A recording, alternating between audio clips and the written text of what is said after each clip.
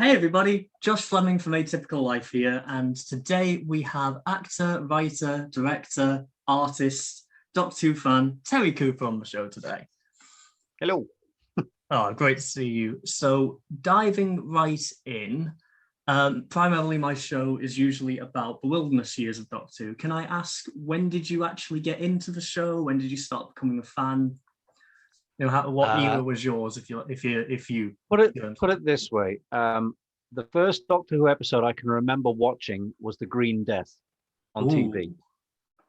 So the latter years of John Pertwee, because I was born in 1969, so I can't remember exactly what year the Green Death was. So I must have been 3 or 4 or something like that. Yeah. So that's kind of when I got into it. But obviously, it didn't soak into me until Tom Baker took over. So I think my era was Tom Baker, Peter Davison, that kind of thing. It's always very interesting to me because a lot of my family members grew up in the 80s, and they like to tell me that popularity-wise it was on the decline, but it was still very good viewing at the time. How was that for you? Was it in friend circles still type of thing, or was it not a popular show? Yeah, well, I think, like I say, when I was getting into Doctor Who during Tom Baker's era, that was before people had video recorders. So you'd watch whatever was on TV, and then if you're lucky, you'd get repeats occasionally. And the only other way to get any Doctor Who then was to go down the library and get the Target books. And we had a friend who lived not too far from us, and my older brother is in fact probably a bigger Doctor Who fan than me, but he's purely a fan in the collector sense, and he buys all the DVDs and big finishes and that. And he used to go and see this kid who had literally like 4 or 5 shelves like this big, full of all the Target books, and it was like a library. He'd go, I want that one, that one, that one, and he'd say to me, "Is anything you want?" And I'm like, "Anything with Cybermen and Daleks, please." And he'd take them up and read them for a couple of weeks and take them back. So I got into them, and obviously the art side of things when I was really young, from the Target books, I guess. And it's kind of come full circle because I've recently done some editing on Chris Achilleos's book, which he's just put out now of all the Target artwork. And I've spoken to Chris a few times on the phone, and I was supposed to meet up with him and interview him for promotion for the book. But obviously lockdown put a stop to that. But it's weird how things come around, in that way. And speaking of the 70s, just in some last minute research for this interview went out, I read somewhere that you've done some work for Big Finish. Is that right? I haven't done work for Big Finish. It's weird. At the moment, Big Finish is the one kind of area that I'm yet to kind of do something for. I mean, I've got friends who do sound. I've got 2 or 3 friends who do sound editing for Big Finish. And I've got 1 or 2 friends who have small voice roles in Big Finish. But I'm desperate to try and get my foot in the door now because I do a lot of voice acting stuff. And over the last year, I've been playing the Roger Delgado master for amateur, fan productions. So I've been sort of honing my Roger Delgado impersonation, and I won the recent Big Finish competition. I was one of the winners. They say they're picked at random. They did a voice competition called The Big Impression. So I sent in some clips over Twitter of myself doing Avon from Blake 7 and the Roger Delgado master. And I'm still waiting for my prize. They took my address and I'm still waiting for it to arrive in the post. So I'm just, I'm in the process of applying to them properly because they want to see a show reel, etc. So, they can hopefully, once they get the show reel, they can have a sit down and seriously consider getting me in on something. And I don't expect to be cast in a big role such as Avon or Master, but I'd love it. But I have worked with Colin Baker a lot in the past, and he can vouch for me. So if I get to play a bit part in one of his stories, I'd be more than happy. Can I quickly ask you then what it was like working with Colin Baker, and what was that on, if you don't mind my asking? Right. Well, back in the day, in 2008, I decided to write my first novel, which was called Kangzang. And it's a sort of hitchhikers sci-fi comedy, very Red Dwarf, very Hitchhikers. And a few years later, my publisher decided to said, oh, why don't we do an audio version? I was like, yeah, okay. Have I got to read this? And he's like, well, I was thinking we could do it a bit more like it's narrated, but we'll put sound effects in. And then he managed to get hold of Colin Baker. And I said, Wow. right, okay. So you've managed to hire Colin Baker. It wasn't cheap. No. But I was like, oh, I don't know, because, growing up through Colin Baker's era, I think was around the time I kind of moved away from Doctor Who. There was that whole thing that because of Colin Baker's Doctor's personality was a little bit abrasive and people didn't know how to take him. There was that, but also I was at the age where I started, going out a lot more and be interested in outside things rather than stuck in a house watching TV. And I was like, oh, I don't know if I'm going to get on with Colin Baker, but we picked him up at the hotel. He was staying in Cardiff because he had a theatre show on that weekend, but he agreed to do the recording over the weekend in the daytime in between shows. So we picked him up. He was late and he was in a foul mood, and we thought, oh, but he was only in a foul mood with himself and with the people from the hotel, because he said, I promised they promised me they'd give me a 6 o'clock call. We were there at 9. He hadn't got out of bed. They hadn't woken him up. They hadn't given him breakfast, etc. He was fuming, and we were like, "Hey, look, it's okay, it's fine." And he was like, "I'm really sorry. He was really apologetic." And he turned out to be an absolute sweetheart. He sat down for pretty much 9 hours. I think he went to the bathroom probably twice, and then he stopped for sandwiches and we got lunch. But he did 9 hours of recording, 25 characters. I had we had 2 other voices except him. I did some background voices, and we got for all the female characters, we got in an actress called Claire Cage, who she was in an episode of Torchwood Sleeper, and she was also the on-set voice of Lysandra in the episodes in 2005. Wow. But he promised that he would put a good word in for myself and Claire at Big Finish. They didn't call me, but they called Claire. But Claire had to turn it down because she was doing a sitcom for the Disney Channel at the time. Oh. So, I got nothing but good things to say about Colin Baker. And, here's the 4-disc audio, Kangazang Remote Possibilities, read by Colin Baker. And it was basically done over disc. We had 3 discs in orange and a blue disc with all like the DVD extras and interviews and all this kind of stuff. There's still a couple left. I mean, we had about 200 of these made up, and most of them gone. There's still there's probably a box of about 5 or 10 left in Candy Jar in Cardiff. So I don't know if you can see that there, but basically we've got Colin Baker, Claire Cage, and then myself at the bottom. Wow. And since then, I've done 2 more books, so it's a proper trilogy, like all sci-fi things should be. Oh, fantastic! I was about to ask, is there anywhere we can plug? Anywhere you can actually go and get these things now? I know you said there's a few of those left, but what about your other books? Well, my publisher is Candy Jar. Candy Jar Books. You can find them online on Twitter, Instagram, Facebook, etc. And they got their own website. I've been working for Candy Jar since the inception. In fact, Candy Jar was formed for my book. And since then, they've gone up to, bigger and better things. They've done the whole Lethbridge Jewett stories, the Lucy Wilson stories, a lot of Doctor Who stuff, the Chris Achilleos book, as I said. So my books are available from there. I've written a Lucy Wilson Christmas story that came last year. Wow. And I may be doing some more artwork on their upcoming Lethbridge Jewett comic. So a unit or Lethbridge thing. So there's a lot going on there. Well, that's incredible. That's so cool.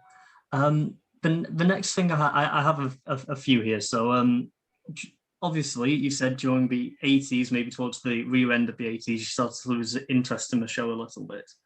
Did that change when the show got cancelled at all? If you see what I'm saying. So once Wilderness Years began. Yeah, I know what you mean, because weirdly enough, once the show was cancelled, I was aware of it not being on TV anymore. I don't think I caught many of Sylvester McCoy's episodes, but I did make an effort to tune in every time there was Silver Nemesis, Attack of the Cybermen, which is Colin.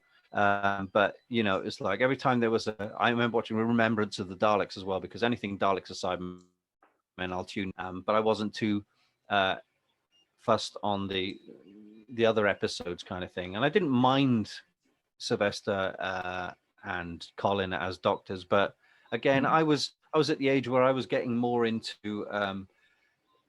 graffiti and hip hop and being and going to clubs and all this kind of stuff. So I kind of went away from that for a bit. But yeah, you kind of miss it. Once it was cancelled, you think, oh, really? That's an end of an era, because it's been ever present since I was born. And then when you realize it's gone, you're like, oh wow, that's like a bit of a void now. Oh yeah.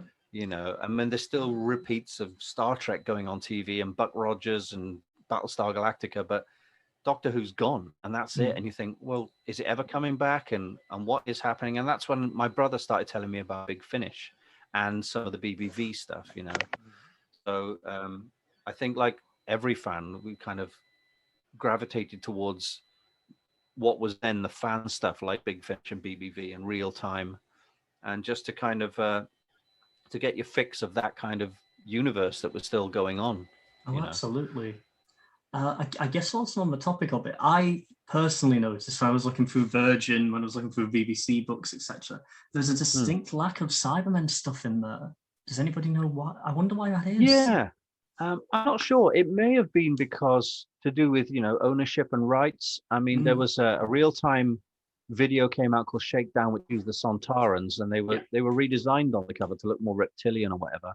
I think that was because they had the permission to use the Cyberon, the Sontarans from Robert Holmes. Yeah. But they didn't have the permission to use the likeness, which was a BBC thing. So that's why K9's changed his look as well.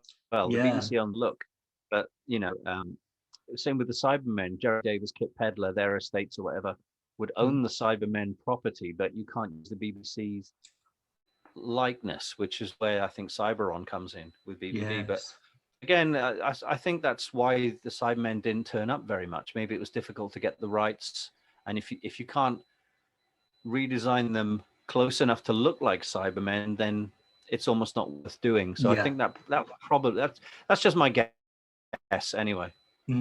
I'd say you're probably right, because they hardly use the Daleks even. I think there's only 2 books of the Daleks, I think. Right.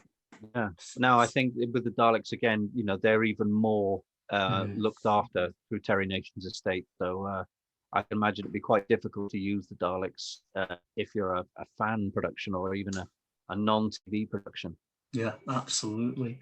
We touched upon Cyberman a little bit there, so I'm gonna say did you first hear about it in 1999 or two? Because I know it came out in 2000. Well, I heard about BBV and Bill Baggs through obviously watching some of the videos that came out at the time. And my brother told me at some point, maybe it was early internet around 96, and he said something like, oh, I've heard that they're planning to do a film called Cyber War. And at that point, I thought Real Time was BBV. I thought Real Time was Bill Baggs. So I started drawing up lots of artwork and Cyber War posters and kind of thing. And I made up a portfolio of loads of different types of Cybermen designs. And I sent them around to Real Time. And I think they finally got to BBV at the end of it. And I didn't hear anything for a while. And it wasn't until, I think, late 98. Then Bill got back to me and said, look, I'm willing to give you a shot at making the Cyberon costume. So I think it came from there. Wow. So that was the internet view. Yes. So when that happened, we've seen your video. It's wonderful where you discuss the process of actually designing them. Do you want to quickly go over how they were made, what inspiration you had? Because just as an observation, I'd say you looked more towards the 60s ones, but I want to hear your process, if that's okay. Well, yeah, I think, weirdly enough, my favorite type of Cybermen is probably the Revenge of the Cybermen.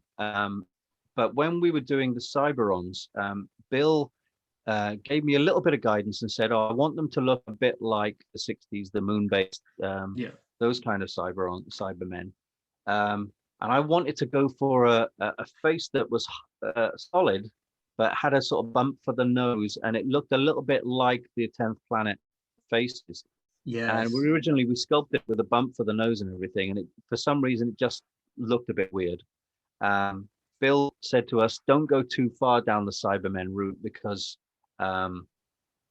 you know, we don't want to get ourselves into trouble, but you've still got to have certain things on the Cyberon. So I've got my little 3D printed doll here. Let's have a look. See. Oh my word!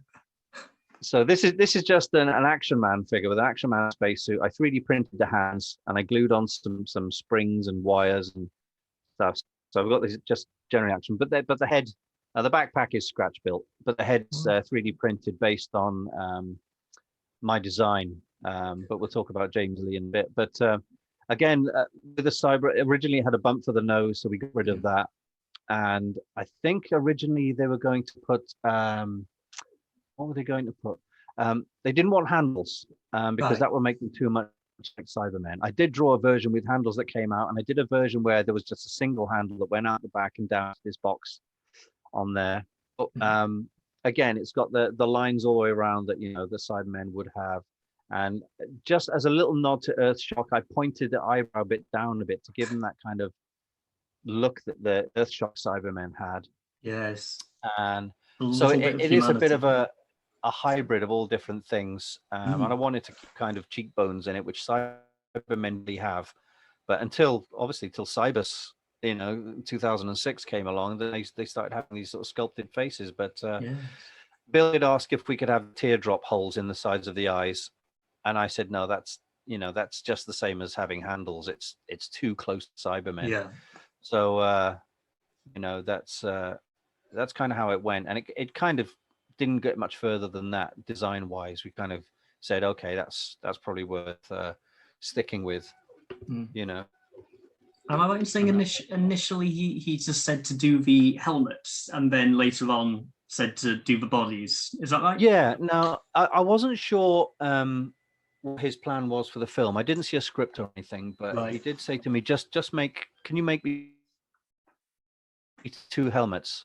What bodies? He said, they'll be ghostly. They may be floating. They may be sort of just superimposed transparently or whatever. So you'll see hints of them. Right. And then obviously as things progressed, he came back to me and said, you know, we're shooting in like a week's time. Could you do 2 costumes to go with the helmets? I'm like, well, no matter how much money's involved, there's not enough time to do a full Cyberman suit. Because I wanted to do things like BMX shoulder pads and chest things, all sprayed silver, and then obviously a jumpsuit underneath, and some more tube and pipes like Hoover pipes and this kind of stuff.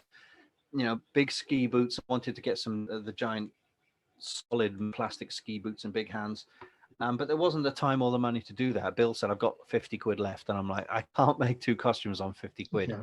And as it says in the video, he said, what can you do? And I said, well, I can get 2 white overalls, spray them silver. I managed to stick some cable onto them and some plastic grid, which came from a plastic crate. And that's about it. You know, it's just hit it with a silver spray paint, sent them to him. I think they only used the 1 suit anyway in the finished film. And it didn't look great. But again, when you've got no time and no money, what can you do, you know? I found it quite tricky to track down I know you can buy it on DVD now, the shop's back up and what have you. Yeah. But just in the clips I've seen, it is only the 1. And in the most recent version, it is covered up with a lot of blue CGI. Yeah. So that's the original VHS that came out. So they just used the head, obviously. A lot of it's changed now. The new version has got lots of blue and stars and lens flares and things on it. But this is the original version. And, you know, regardless of how it may be derided or seen as not legitimate or whatever, I was quite proud of it. It's the first movie thing that I'd worked on. Yeah. And I got a credit and I managed to get I got my first IMDb credit on there as Man in Lavatory. But that's like a post-credit sequence anyway. Yes. But I am seen with my brother who drove me down there in a pub scene, just in the background to fill the pub up. I was going to ask about what that day was like for you. You go into a bit of detail about it in the video, but what was it? A fun experience was that? Yeah. We had to take them down to, I'm trying to get my head around whether it was, I think it was Southampton. It may have been Southampton because obviously Bill lives there or lived there. Unless we were filming elsewhere. Off the top of my head, I can't remember, but we drove anyway. It was a long drive and we got down there. we had to leave at like sort of 4 or 5 in the morning. So it was me, my younger brother Glyn was driving, and my best mate Craig, who was coming along anyway. So we drove down there. We met at this pub, which was closed for the day, and they'd given it over to Bill to film in. So I got to meet Joe Castleton, who played Dr. Anderson. Yes. And PJ Auckland, who was in one of the he was in the Police Academy TV series, apparently. Really? And he's still acting to this day. But PJ Auckland now is my, the 7 degrees of Kevin Bacon thing. Because of him, I'm 2 steps away from Kevin Bacon, because he's worked with Kevin Bacon on something.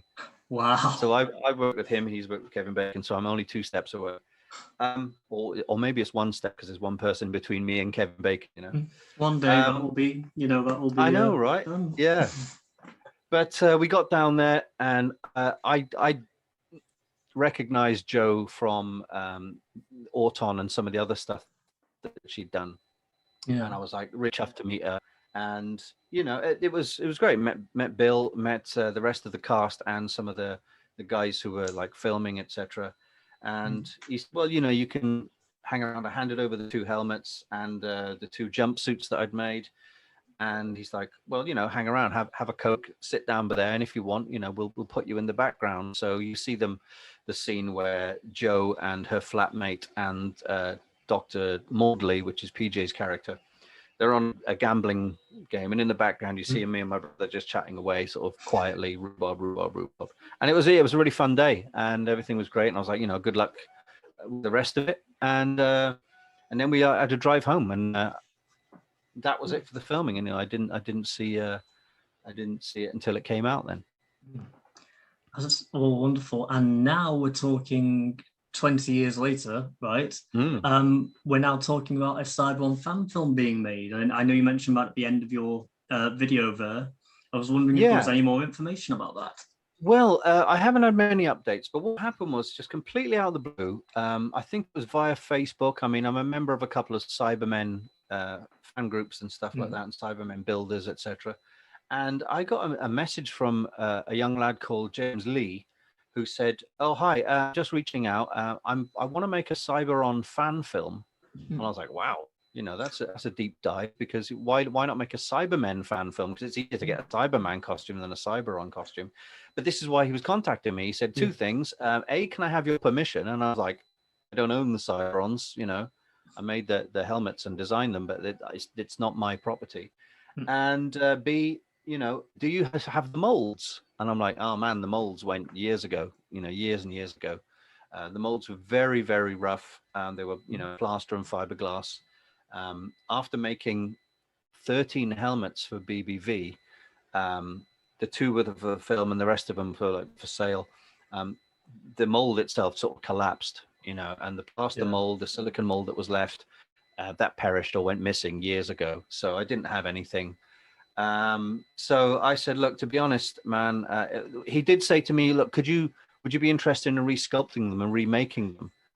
And although obviously older and wiser, I could probably do it. I said to him, do you know what, the money it would cost to buy just for the materials, buy, a couple of bags of plaster, a couple of bags of silicon, the clay and all this, not to mention the time it takes to do all this, it would cost too much, and I know that fan films are made on a shoestring. So I suggested, look, why don't you get it 3D printed? Yes. So for my book, Kangazang, which we were talking about earlier, there's a female robot character in called M25, and I wanted to make the robot costume for someone to wear when I was doing conventions and stuff. So I contacted a student who was in the same college as me, a few years lower than me. He's Orrin Hitchens is his name, and he designed this M25 robot helmet for me and printed it out. And the first time I'd seen anything 3D printed properly, and he made a really nice job of it. I would go and get it, but it's like all the way downstairs now. And I put Orrin onto James and said, look, James, meet Orrin. Orrin can probably print you the Cyberon helmets, and it'll be a lot cheaper. You don't have to pay me. You just have to pay Orrin for his time and materials or whatever. and Orin will model it for you as well based on the designs. So whereas the original Cyberons were vac formed in plastic and they were slightly bumpy and lumpy, whatever, and they weren't perfect, but that was technology at the time. Orin took my drawings, and this is a direct scaled down version of the 3D print. Wow. And he printed. James printed out a couple of versions, and I think he's got one at full size, which is probably about this big. And this is 10 times better than. This is how I wanted them to look. Yeah. Back in '99, but it wasn't doable. But Orin did an amazing job, and James has got them. And since then, I know there's a Cyberon book. I think it's either a spin-off or a sequel. It's on Amazon. And it does give me a little credit for the design of the Cyberon, because you see this kind of character on the cover in a kind of Michelangelo pose. Yes. But I haven't had much to do with it, and I haven't heard much more about the fan film, so we don't know really what's going on. But I'm sure that when he gets further down the road, it'll be on the Cyberman page, it'll be on the Facebook pages, we might hear more about it. So that's all I know for now. Wonderful. It is amazing what you can do with 3D printing these days. Somewhere, I don't know where. My 3D printing, I apologize for the noise. My printer is rolling along there. It's been going for the last 19 hours. It's got another sort of 19 or 20 hours left to go. I'm printing parts for a full-size Marvin the Paranoid Android costume, which I've been working on for the past year. Wow, that's awesome. So, yeah. The only experience I have when I was in high school, someone was able, just as an example for me, was able to give me a Fifth Doctor, an AT-0 console room about this big in the palm of my hand, which was really cool. You know what? I've got a console room up on the shelf here. Really? The console itself. Let's have a look. Oh wow! This actually belongs to Sean from Candy Jar, who runs Candy Jar. It's all cardboard, no 3D printing. There's a clear plastic tube there, but as you see, it's covered in dust, and all the buttons. It's kind of accurate. A lot of it's made of cardboard and dust. And Sean gave it to me to try and fix. There were the door lever was missing, and there was some of these. See these buttons here? They're made from like aspirins. You get aspirins, you push them out, and they've been crushed. So I've replaced one there, and it's so dusty I can't even repaint it without sort of all the paint getting stuck to the dust. So I did promise him at some point I would build one in 3D and just 3D print one for him.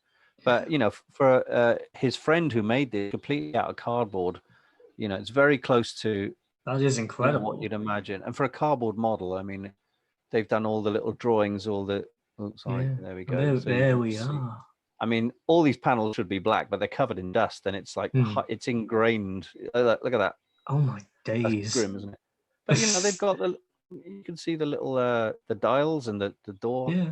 Doorknobs. It's all wooden, little bits of plastic. So that's so cool. I think really character, the people who make Doctor Who toys these days, they're missing a trick by doing a console set of the classic series. I really do. Are they not? Have they not done one? Because I know they've got the obviously the Peter Davison Colin Baker era, which is a really nice upgrade, but I think everyone wants the classic. Everyone wants the mint green Hartnell version and Tom Baker version, etc. Talking of which, I've just joined a Kickstarter project, been brought on board to make a replica Hartnell console. So David Nagel, who's quite well known, he does editing for Big Finish occasionally. He's got a full-size TARDIS and a full-size console, but it's in disrepair now, and he wants to make a really accurate Hartnell version. So he asked me if I'd come on board and help him make stuff with my prop building background. Could I help him make some dials and gadgets and everything else to go on there? So that got funded really, really well. It's he's doing that, and the stretch goal was to make the food replicator machine from one of the Hartnell episodes. Oh my god, yes. So he's making both. He's making the console and the food replicator machine. So it'd be great to see what happens with those. So they're coming up. So cool. Fingers in pies, I think. And just to wind this all off, let's just get geeky about Cybermen. What is your favorite Cybermen story? We went into your favorite design, but what's your favorite story? I don't know. Do you know what? Much as I enjoyed watching the Cybermen in the new series onwards, and there wasn't a story that really jumped out at me there. I liked the design as they went along. Mm. I didn't like the Age of Steel: Rise of Cybermen introduction because I felt that I forget the name of the writer. Was it Mark? It wasn't Mark. It was someone else. But basically, I think it was Russell T Davies, but it was adapted from a Mark Platt idea from Big Finish. I think that's the idea. Because it was in the end credits of the episode. It says something like, "With thanks to Mark Platt," and basically Mark Platt wrote Spare Parts. Yes, and that is my favorite Cyberman story of all time. But that's just audio. It's Big Finish, and it tells the origin of the Cybermen with the Fifth Doctor. That's my favorite story of all time. But I do have a soft spot for Earthshock and Revenge of the Cybermen. Revenge is, very low budget. It's often laughed at because it's filmed, in Cheddar Caves, and also there were only 4 Cybermen in the entire thing. But I like the design of them. The Cyber Leader was a little bit funny in a way. He wasn't sure how to play it, but it was the first story where they decided to put microphones in the Cybermen helmets. Before that, they were dubbed, by, Roy Skelton or Peter Hawkins, etc. And since then, obviously, when they came back in Earthshock, I was like, wow, they've overdone that, and they've taken the Revenge helmets and added more stuff to them and all that. So I do have a soft spot for the 80s Cybermen. I quite like the new designs, and although the one thing I don't understand at all is that the very latest Cybermen in the Jodie Whittaker episodes got these like spikes sticking out of them. Everything else I can understand. They've gone for the wide heads again, like the 80s Cybermen, which is great, or the Invasion Cybermen, but and they've sort of put this weird kind of rollerball spiky armor on it, and I was like, I don't understand that really. But I just love the idea of Cybermen. Even now, with the advent of microchip technology and everything else, it is getting to the point where we can, more so than the 60s, we can replace even more parts of the human body. And the question has always been, at what point do you lose yourself and become more machine than man, kind of thing? I mean, Kip Pedler was a doctor, and that was his concern when he came up with the Cybermen back in '66.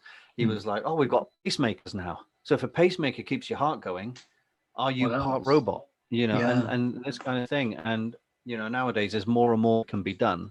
But Cybermen are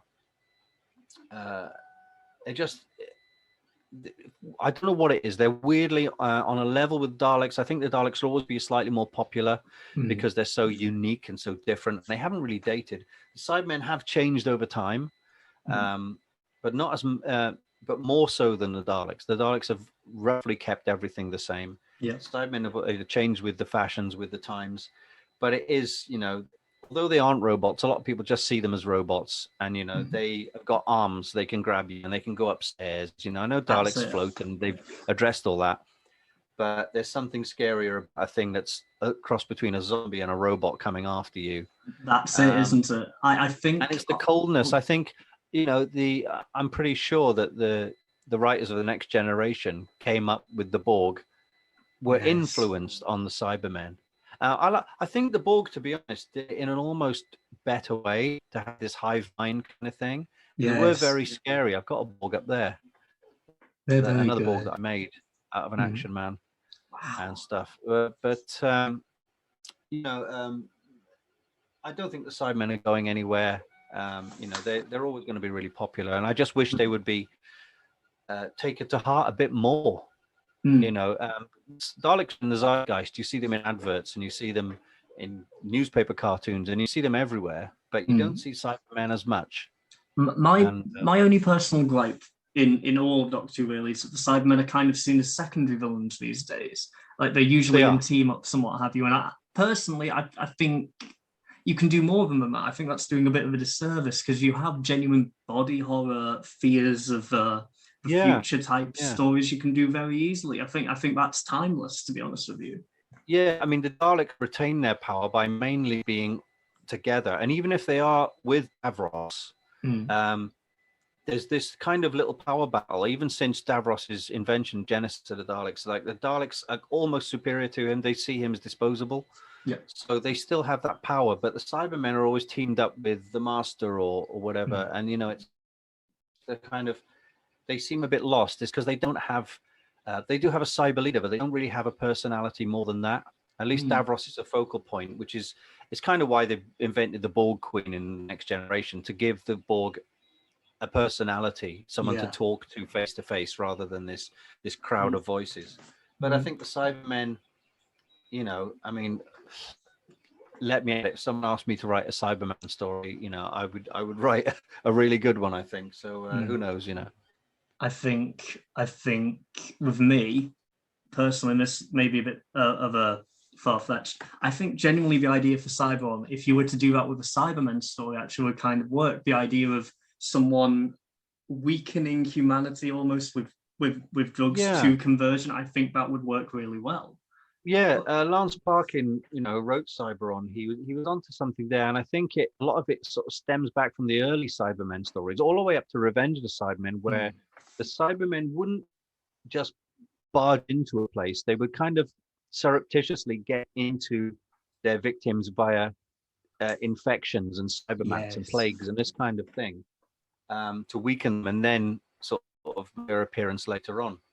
So and with Cyberon, it's a very insidious and mysterious thing, and you don't really get to see them a lot, but they make their way in via this drug called Cyberon, and then that makes people hallucinate the Cyberons, but actually it's like breaking down a barrier between our dimension and their dimension or whatever. So I think that was a really clever thing for Lance to do, and I think that because of that, and they're not just arriving in spaceships, because it's a more kind of interdimensional thing that's quite original. I think that's kept the film in good standing. The people who do like Cyberon love it because it's very original. Yeah, absolutely.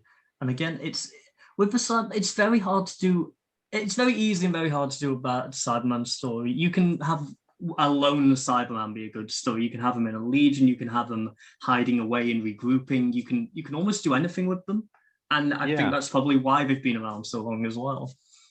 Yeah, one of my favorite stories, obviously from the comics, is Throwback, The Soul of the Cyberman, which came from Doctor Who Weekly from Marvel Comics. And that was a sort of supporting story. So it didn't feature the Doctor at all, but it told the story of a cyber leader called Croton, who was getting weird feelings. He's basically getting his emotions back and couldn't understand why.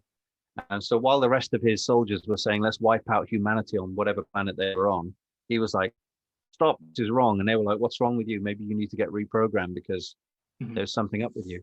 And I think a story like that could be done really well. I mean, I'd like to see in the comics, the Paul McGann Doctor teamed up with Croton years later. But imagine, a televised version of the Doctor ending up on some planet where the humans are, being wiped out. And then he discovers it's a Cyberman. But as soon as he comes to face with one, it's the human cyber leader, or the cyber leader that's getting his emotions back. Wow. And then it's that whole kind of moral dilemma of what do you do? He's my enemy, but he's got emotions, They've done that kind of thing with Daleks as well. And it's like, let's see it with the Cybermen, keep it fresh. Exactly. Different. There's an awful lot you can do. I'd love to see like a somewhat of an adaptation of the Silver Turk, the Big Finish audio. I think something like that would work really well for TV.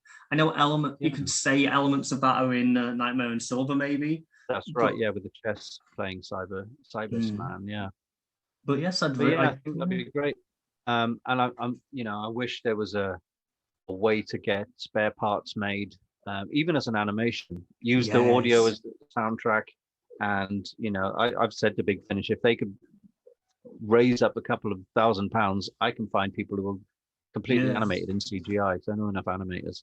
Oh, so absolutely! That'd be great to see an animated version of Peter Davison, Sarah Sutton, and all the Cybermen characters. So look at Cyberon, I say Cyberon. The Cybermen. Yeah. I think the best route for that for me, because they're reanimating classic stories now, aren't they? They've been doing that for a few years. I think if you gave a company like Planet 55 the time, they'd be able to do it quite easily, because there's going to be a time when they'll not be able to animate any more classic stories, they'll run out. Yeah, I think so. And the technology gets better all the time. Where first earliest animated missing episode done in Flash, now they're done with a bit more 3D involved, and they're getting better all the time. So I don't think there's going to be the budget ever to do a recreation of a missing story or a Big Finish story in like photorealistic CGI, but you can get really close to it. Yeah. And I've always thought that, the technology exists to replace an actor's head with a CGI head. But if I was in charge of replacing, say, episode 4 of 10th Planet, which doesn't exist, I would film it with people, like they did with that student project with, was it Mission to the Unknown thing? Yes, it was. Yeah. Film it with people and stand-ins and get them to act to the soundtrack. And then because it's in black and white, you can replace heads a lot easier and I'd have it really sort of out of focus and dirt on the lens and fuzzy and noise and that. But once you dropped in a CGI William Hartnell head over an actor, I think you could get away with it. Yeah. I think to do that, I think I really like your idea, but if they couldn't do that for whatever reason, just get David Bradley to do what he did from absolutely, Twice Upon a Time. They show a couple of clips in that, don't they? People, when he starts off with the old "Have you no emotions, sir?" That line there. So it's like people have accepted David Bradley now as like with the Five Doctors, they had to accept that William Hartnell was no longer with us, and they had to get Richard Herndon in. So why not? I think David Bradley has said he'll always be up for doing that kind of thing, and it's not taking anything away from William Hartnell's legacy. It's actually helping preserve his legacy by saying this was a first Doctor story that needs some more attentions.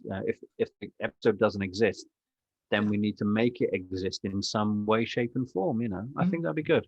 I really do. And again, with 10th Planet, the most unfortunate thing is Hartnell isn't in a lot of it. It's his own final story, and he's knocked out for a lot of it. So I'd really like to see. Yeah, you could. Again, it's the soldiers on the base or whatever, and Cybermen and Ben and Polly. But obviously William Hartnell through illness and everything else, sat out one episode entirely, and that was obviously the best thing for everyone concerned, was to say the Doctor's body's wearing out, and he needed to regenerate. And it's a shame, so much of the 4th episode is missing. So it'd be nice to see that back. I mean, I think there is an animated version of it now, but I'd still like to see it done in a slight better way somehow. A bit more 3D or something. And of course, I'd love to see stuff like the moon base redone properly. And what are we missing? We're missing bits of the wheel in space, of course. I know that one gets a lot of flack, but I'd be interested to see it.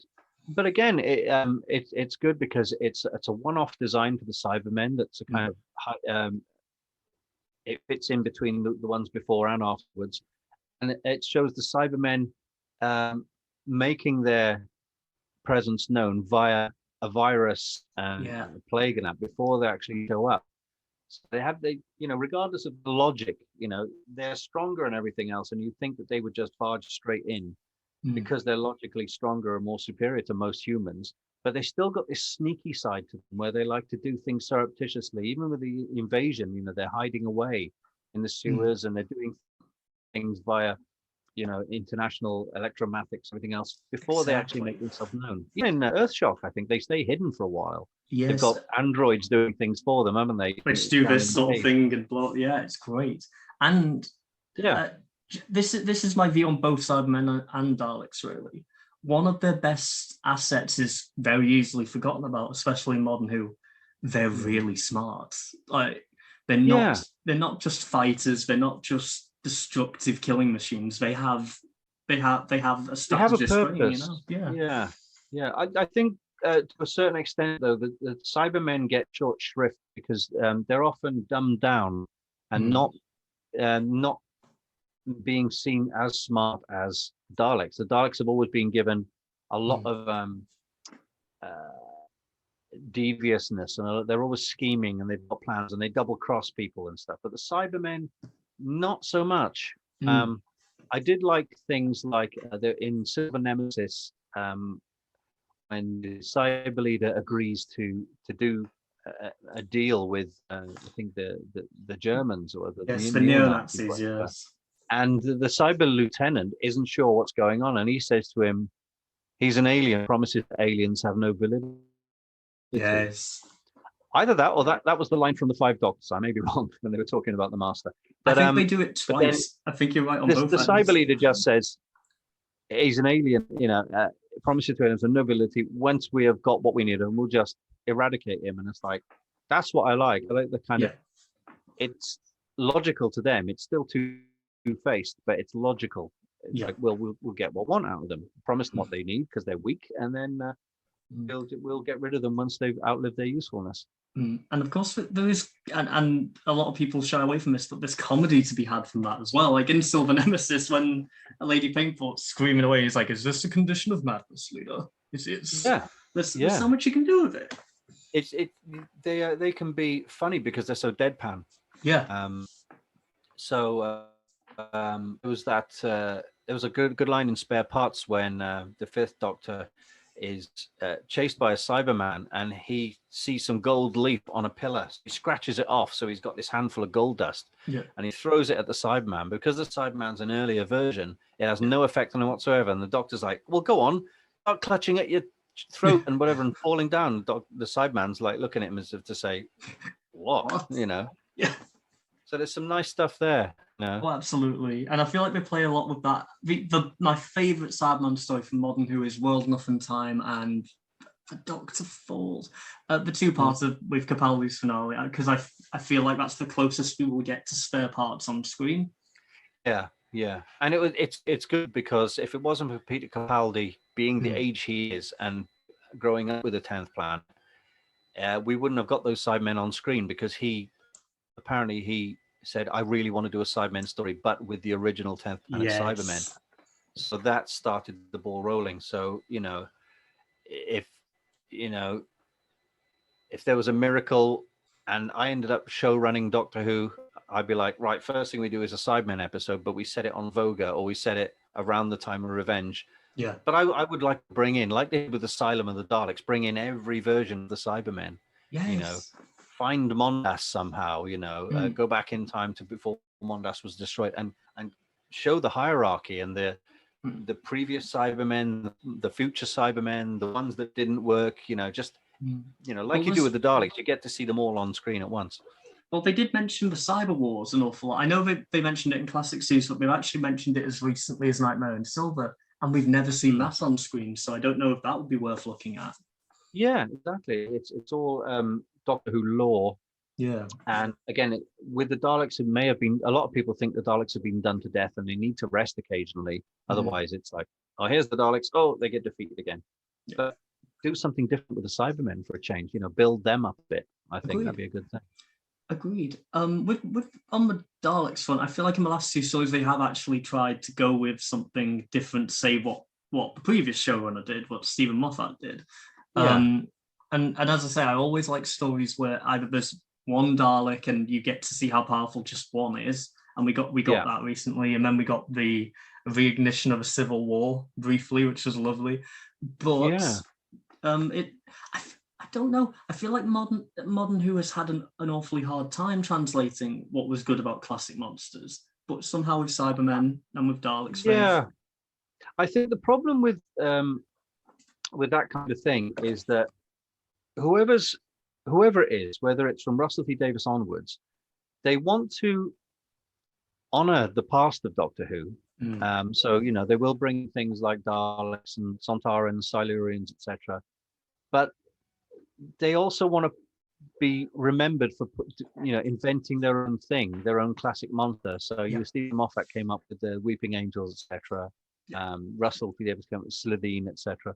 And it's like, I think anyone in that position would be stuck. You'd be like, well, I do want to bring back, a classic monster, but at the same time, want to be, you want to sort of show your own creativity and invent a new monster from scratch and hope it catches on as popular as the previous one. So you've got to do both. So it is a very tricky balance, I think.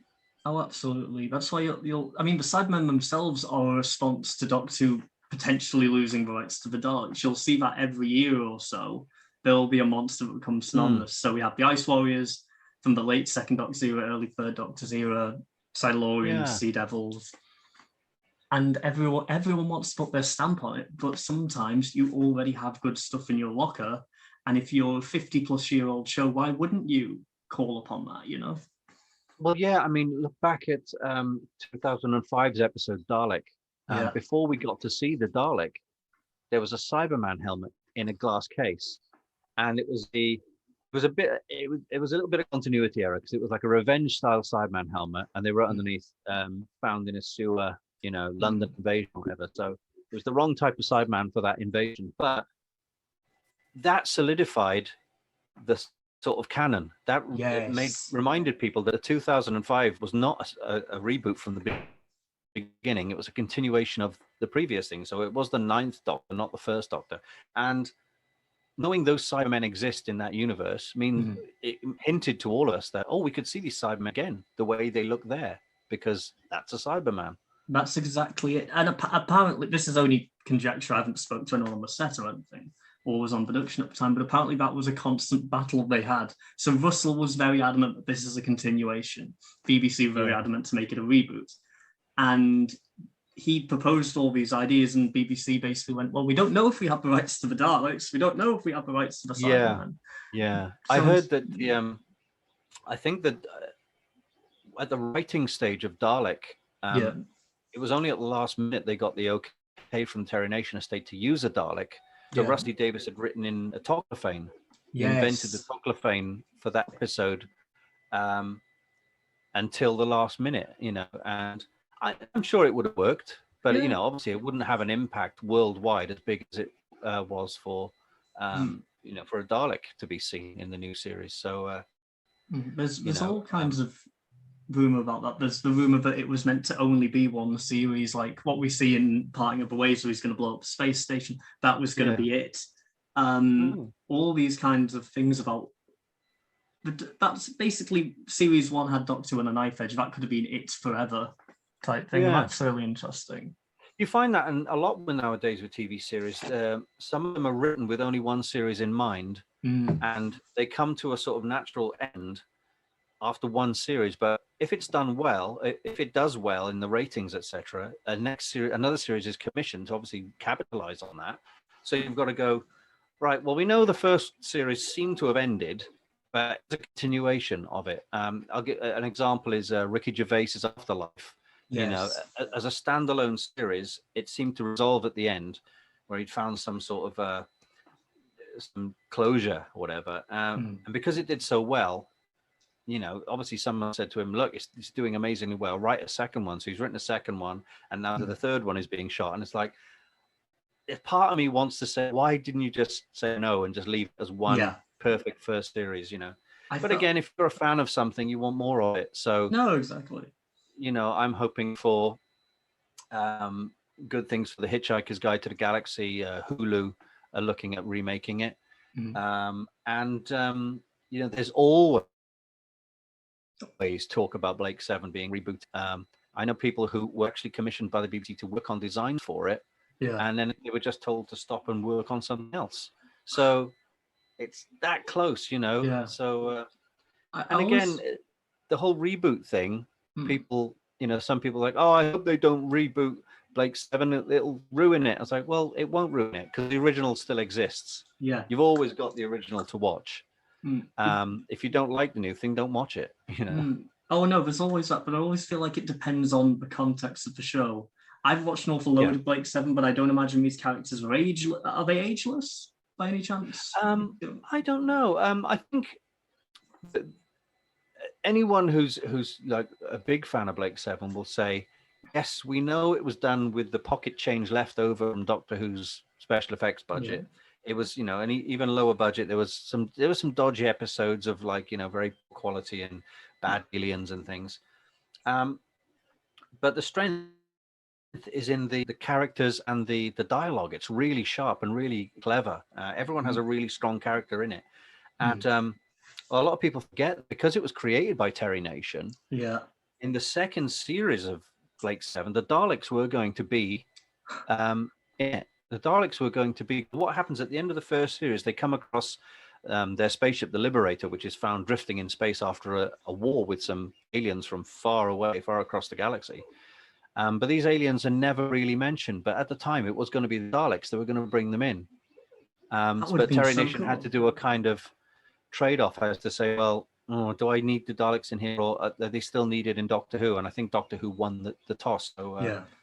in the end, they didn't go very far with it. I mean, there was also talk of the Daleks being briefly used in Red Dwarf, albeit Yes. it would have been a comedy thing. And obviously, Terry Nation was against that kind of use of the Daleks, and that's, to make them hilarious would, I think it would weaken them. I see his point, but he also wrote The Chase. you know? Yeah, exactly. Yeah, there's some silly stuff, Mm. and there always has been. But I think that whole rule about never using the Daleks for comedy, and then probably people watching this going, "What about Spike Milligan's infamous sketch?" It was like, yeah, well, that was done apparently because Terry Nation owed Spike Milligan £10, and he was very tight with his money and refused to pay up. So Spike Milligan said, "I want to use a Dalek in a sketch then," And he was like, and that was okay, it. that's amazing. Obviously, we know the Daleks meant to get their own spin-off and what have you, which does make me wonder, would a Cybermen spin-off work? I think it would. Yeah, because much like I used to buy the Dalek annuals, Terry Nation's Dalek annuals, which weren't allowed to use the Doctor or anything like that, and it told stories of the ADF, the Anti-Dalek Force, and it was like a military kind of group that was constantly battling Daleks across the galaxy. And I thought, well, the Cybermen thing could be that. You could either see it from the Cybermen's point of view of survival, which I think is a good thing. You've got to remind people that the Cybermen are not doing out being evil. Daleks are full of hate. The Cybermen aren't really full of hate. They've got this mad drive that we've got to survive no matter what. And Spare Parts does a good job of that, of making them seem tragic as well as scary, saying, look, our entire race is about to die because the planet is getting further away from the sun. And either everyone dies or we just convert them into Cybermen and they'll survive. So survival's their big thing. And you could do a Cybermen series. You would bring in other human characters. Yeah. To kind of play up the differences. But man, I can imagine a Cybermen based spin-off series. It'd be amazing. Well, first and foremost, you'd want to do Spare Parts in live action. I think that would probably be where the show begins, right? I mean, don't get me wrong. The Spare Parts as it exists now with Peter Davison and Nyssa is absolute classic. It's brilliant. It feels very cinematic just listening to it. I always said it's the best. I think it just got voted the best Peter Davison story ever and by the Radio Times in the survey. But if they took Spare Parts and said, right, well, we have to replace the Doctor and Nyssa with two generic human characters for whatever reason, you could still tell that story. Yeah. Someone else would come across. You'd have to take out the Time Lord aspect and the things that the Doctor can do because he's the Doctor. Yeah. But to tell the tragic story of Mondas and how everyone is being forced to be converted is an incredible story. And I can imagine seeing that. It would still work without the Doctor and Nyssa. It would just be played out through characters on Mondas who are dealing with this huge global catastrophe. Yeah. No, that's what I really loved, because I only listened to Spare Parts in full very recently. I'm very behind on Big Finish, unfortunately. And I know that it's based on an actual synopsis that Jerry Davis did or Kit Pedler did, I can't remember, back in the 80s. Oh, I didn't know that. And an interesting story from my perspective is very many years ago, I wanted to make a Doctor Who fan series because I thought money grew on trees. I thought it was very easy to go and film things. So I must have been, 14 or 15. I had no idea that Spare Parts existed. So I looked at that synopsis and I said, I'm going to try and make this. Right. And I ended up making Mondas seem like a parallel Egypt, if I remember rightly, where there's a great big monarchy and there's almost slave-like working class, and they were dying out very quickly due to the work that they were doing. And they had scientists developing ways to extend the lifespan to help that out. Yeah. And maybe someday I'll dig it up and have a go at making that again. But it's just interesting to see there are a lot of sort of like with the Daleks, I guess. There's a lot of ideas of where they came from, and a lot of Yeah, I different mean, people have. there was a book that came out that David Banks wrote with Andrew Skilleter, the Cybermen book, and Yeah. it's a lot of fictitious stuff in there, and there's a lot of factual stuff explaining, the creation of the stories and the costumes and everything. But there is an origin of the Cybermen story in there, which sounds like a big epic story about a ruling family on Mondas. So it's like, it's that kind of thing. So I'm interested to see anything that involves the Cybermen. It doesn't matter how good or bad it is. I just like to see other people's takes on the Cybermen, and just to keep the interest in them. Really, that'll be very good. Again, maybe one day Big Finish can, because they tend to do this quite a bit. They'll like do a series of alternate ideas. Yeah, the sort of Doctor Who Unbound stuff, the sort of what if. Yeah. What if this happened? What if that happened? So you never know. Yeah. I'd love to see maybe one. What would Modern Who be like if it had actual Mondasian Cybermen surviving as opposed to parallel Cybermen? I want to see how different that would be. Yeah. I say the only hint we've got of anything like that is looking at the comparison between the 10th Planet Cybermen to the Peter Capaldi versions, which were supposed to be the same thing, but they've also graded certain things to make them look a little bit more modern, a little bit better in places. Because they didn't have sellotape around their handles to keep them on their head, etc.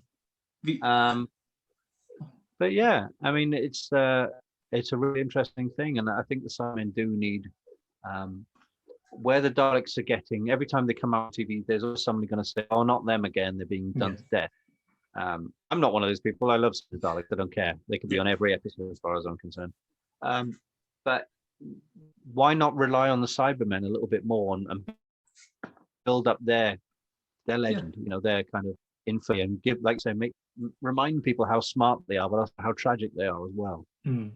That's another thing as well. Like, I know that Moffat had previously said he didn't actually really like using the Cybermen or the Daleks. He found them kind of handicaps, in his word. Okay. But in my this is only my opinion as someone who's writing right now. I'm like in uni. If you don't think an existing property is good, why don't you make it good? Why don't you come up with something that? Yeah. I think because Stephen Moffat is known for his trying to be too clever, etc., and really complex plot lines and stuff. Like, well, do something like that with the Cybermen. Show us what you can do. They don't have to be one-note monsters. Some creatures will always be one note, and some creatures have been. You see them in one episode, you never see them again. But Daleks and Cybermen, weirdly enough, adapt with the times and change regularly. So why not? Why not? Do something. They've tried different things with them. In Nightmare in Silver, I think it was, where you see the Cybermen running really fast, which I kind of didn't like. No, but they tried it. They tried different things. How I rationalize it is the parallel Cybermen are more robotic anyway. Like, that is just something that they've focused on. So I can kind of put it in my head that for whatever reason they've come on a lot further than the Mondasian ones. They've got technology more so. But the only saving grace to me is Neil Gaiman writing Cybermen was always very interesting to me. I'd love for him to come back. I think he's a really good writer. Oh yeah, he's one of our the UK's most popular writers anyway, and he's got a wealth of ideas of his own about anything. So it was even before he wrote it, everyone was, wouldn't it be great if we could get Neil Gaiman on? But he'd never want to do it. He'd never do it. It's just scheduling. He always wanted to do Doctor Who. He was just trying to find time and opportunity to do it.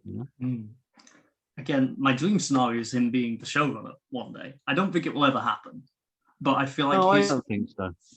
I think he's got too much on. He's always got, he's got his own things like Sandman and they're doing more with David Tennant and Michael Sheen now, Good Omens. So he does have his own things. He's built his own little universe there. And he's great. But it's like he would be great. I'm sure there are plenty of people who would be up for the job that we don't really know of. But even Douglas Adams had his his work cut out for him on the latter part of Tom Baker's stories. So who knows? That's my thing. I feel like that would be a similar level of appointment. To get Neil Gaiman would be the modern day equivalent of when they got Douglas Adams. Yeah, totally. Neil Gaiman is probably the closest we've got to a Douglas Adams these days. He's a bit of a genius, and he's a bit eccentric, and he's not short of any ideas. So who knows? Because I think that combination. I think a lot of people look at City of Death as being, the highlight of that era, and then looking at everything else being quite negative. I don't know. Yeah. I don't know. Yeah. I think there's good elements in a lot of those stories, but some people might not. Just because you're amazing doesn't mean you fit it 100%. You don't. Yeah, exactly. And even the Philip Hinchcliffe era of where it was very into sort of horror. So we had a Frankenstein kind of story with Brain Morbius, and we had the Talons of Weng Chiang and all these other things that were in horror of Fang Rock. I still preferred the sci-fi episode. So I would still prefer Destiny of the Daleks to City of Death. Yeah. So I rather more futuristic stuff and space-based stuff rather than historical or Earth-based stuff. That's just the way it is. Yeah, I am with sci-fi. I'm trying to think. Graham Williams was still the producer at that time. Then when they both left is when John Nathan Turner came on, if I'm right. Right. That's the sort of period on my channel I've been covering quite a bit lately. Just because that transition kind of fascinates me. How did they go from the 70s to the 80s? Because there's such a shift, Yeah, and the 70s was a kind of low-tech time, for TV and effects and all this kind of stuff. But then when the 80s came along, everything was bigger and brighter and flashier and glossier. We had early computer graphics coming in bright colors, in fashion and everything else. And it was very strange to put John Nathan Turner in. He definitely gave it the shot in the arm it needed. It's like when the Doctor regenerates, you've got to have something different. You can't have more of the same. I think to a certain extent, John Nathan Turner went a little bit he's a bit too much establishment in a way, that he started bringing in guest stars who weren't really a good fit for Doctor Who. So you had your Beryl Reid in Earthshock, who had no idea what she was doing. And you had Alexei Sale, and you had all these kind of, let's just get in the celebrity of the week kind of thing. Generally the Nathan Turner era was really good. I mean, obviously I look back on it with fondness because I was a teenager, and that's when I was really into. I mean, I was still watching Hitchhiker and Blake Seven and reruns of Battlestar Galactica and all that kind of stuff at that time anyway. So it's nice that we had that was getting, people forget. I know there was only a lot less channels, no cable TV, etc. But we're talking between 8 and 10 million viewers. Even Blake Seven was getting like 10 million viewers an episode. If you could get a show that had 10 million viewers nowadays, that would be amazing. Yeah, Doctor Who's on something like 4 to 6 million now, I think, if that. So to put that into perspective, that was considered enough in the 80s to cancel the show. Yeah. When you look at it now, that's... It seems impressive because there's so much choice. To get 4 million viewers of that huge number of channels and stuff there is more impressive. But, when you look back at some of... I said it during its heyday, Blake Seven, as much as some people might laugh at it now, we're still getting like 10 million, 11 million viewers some days. This is the thing. Some of the Doctor Who ones. Yeah, that's the thing that I didn't understand at the time. You have the head of BBC constantly saying Doctor Who doesn't draw, Doctor Who isn't merchandise, it's not selling well. And then, I think the comment was that sci-fi doesn't sell well on TV anymore. But Blake Seven was doing well, and I think... Well, yeah, I mean, Blake Seven stopped after 4 seasons, and Doctor Who got cancelled in '89, and then all the BBC did was spend all their money instead of keeping Doctor Who going or whatever, or obviously in the wilderness years, all the fans were begging the BBC to bring it back, and all they did was spend their money on Battlestar Galactica, X-Files, buying all this high budget American stuff when they could have just made more Battlestar Galactica or more Blake Seven, more not Galactica, but more Doctor Who. So yeah, it's very with Blake Seven, and to be fair, the one episode I've seen which I really love is the one that Colin Baker's in, where he plays Babe-Ann the Babe-Ann the Butcher. Butcher, yeah. That episode, I bumped into Colin Baker at a Cardiff Comic Con, and he was sitting at a table right round the corner from Paul Darrow. At the time, I was there as a cosplay guest. I was doing Captain Jack Sparrow, so I went over, and I said hello to Colin, and he said, "Hello, Captain Jack, how are you?" kind of thing. And I said, "It's me, Terry from the Kangazang books." He said, "Oh my goodness, oh, how are you?" I was kind of recognized who I was. And I said, Paul Darrow's around the corner. He said, "Yes, I've spoken to him earlier." So I went over to see Paul Darrow, and I said, "Oh, do you remember? I did the whole Jack Sparrow thing." And he said, "Yeah, very good, very good." And I said, "Underneath all this is Terry. I made the Vok robot helmets for the Storm Mine play when you were in Manchester." And he was like, "Oh, goodness me, how are you?" kind of thing. I said, "By the way," and I said to my Captain Jack Sparrow, "By the way, Mr. Darrow, Babe-Ann the Butcher is round the corner, and he wants a rematch." And Paul Darrow looked around to make sure there's no children around. He leaned over and said, "Tell him to F off." And that was just hilarious. It was great. No, they're both brilliant by all accounts. Colin, I've met at cons. I've not had a chance to meet Paul Darrow. He is still around, isn't he? Sorry. No, he died. He died about I think it's a year, 2 years ago. Oh no. Because what happened was I met him in 2013, and not long after that, he had to have both his legs amputated because he had like a blood clot or something in one of his arteries, and it affected both his legs. So he had one leg amputated below the knee, one above the knee. So he spent his last few years in a wheelchair, even when he was doing Big Finish stuff, and he was doing conventions. And he died not long, about 2 years ago. So. This is the whole thing. I mean, now Big Finish are recasting characters. They've been recasting Blake Seven characters as well. They've cast a new actor for Dana. Even though the actress for Dana, Josette Simon, is still alive, but she doesn't want anything to do with Blake Seven anymore. So they've cast a new actor for that, and they're doing stuff with Jenna and Villa, Michael Keating, etc. And I was like, I can do a passable Paul Darrow, and I can do a passable Gareth Thomas as well, because Blake is gone as well. So I sent in some clips via Twitter. You can find them on Twitter, where basically I do redubbed a clip with Avon and Blake, and they really liked it. Big Finish retweeted it and commented on it, and I'm like, well, if you ever want to do, because they're still putting out Big Finish Blake Sevens, but as their cast gets smaller and smaller, Jacqueline Pierce, who was Servalan, she passed away a few years ago. So again, it's like the cast is getting smaller, but if they still want to do a two-hander with, for example, Avon, Tarrant, and Villa, Stephen Pacey still doing them, Michael Keating still doing them, I would give my left leg, no pun intended, that sounds a bit bad taste when you think about it, just people say I'll give my right arm. I will say I'll give my left leg. It's not a thing. Do you know what though? This is another thing. In the second book of Kangazang, sequel to Kangazang, I wrote a character with Paul Darrow in mind. I called the character Baron Warad Nova, which is the words Darrow and Avon backwards. And I described his character as looking like Paul Darrow with an eye patch, but the bottom half of his body is a mechanical spider. So it's a bit like that thing in Toy Story. Remember that there was a doll with the mechanical legs?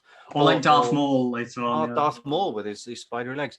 And I thought that'd be a brilliant idea. If I ever get to do an audio of that, I'll bring Paul Darrow in to voice that character. And then it was only then I found out that he'd had his legs amputated. And I thought, oh no, people are going to be thinking I've based that on him being wheelchair bound. It literally wasn't the case.